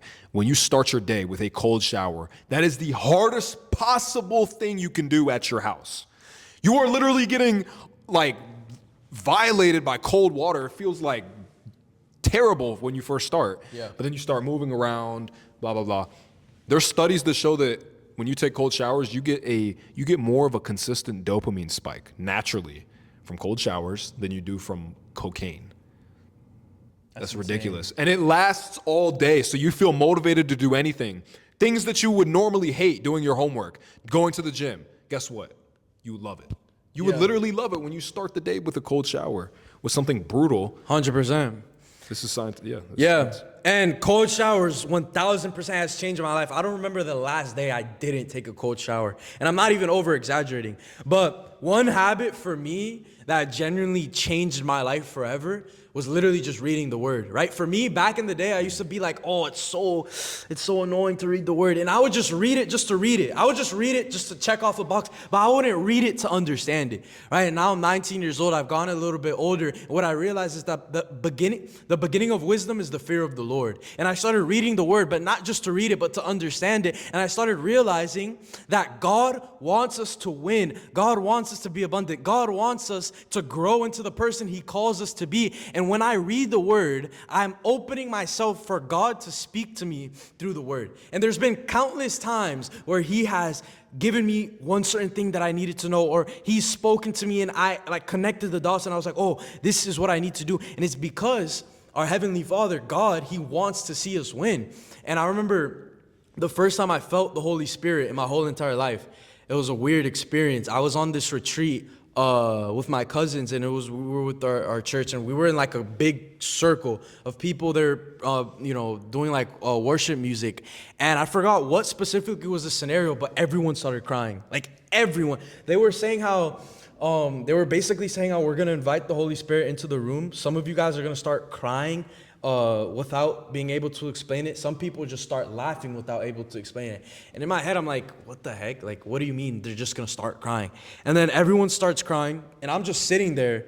I'm like, yo, why are these people crying? And then my cousin, we're just chilling, and then I start feeling like I'm literally about to start crying, but it wasn't that I was sad or anything. It just started coming out, and I literally tried fighting it as hard as possible. I was like, bro, I do not want to cry, I do not want to cry, I do not want to cry. But the more I started to fight it, the more it just came out. And then eventually I just started bursting out crying uncontrollably. But it was like a weight was lifted off my shoulders. It was like the most relieving cry I've ever had, and I just start bawling. My tears are everywhere, like I'm like, I have snot everywhere. And then it was just like relief. And in my head before, I was like, why are these people crying? Like, there's nothing to cry about. And then it just happened like that. And it was a weird experience. And then I started reading the word, and it basically talks about how when the Holy Spirit comes into you, what happens is that you just start crying uncontrollably. And it was honestly one of the best feelings ever. But yeah. Wow. That was crazy. Yeah, that's insane. How do you think? Hold on, let me see. This is the blonde.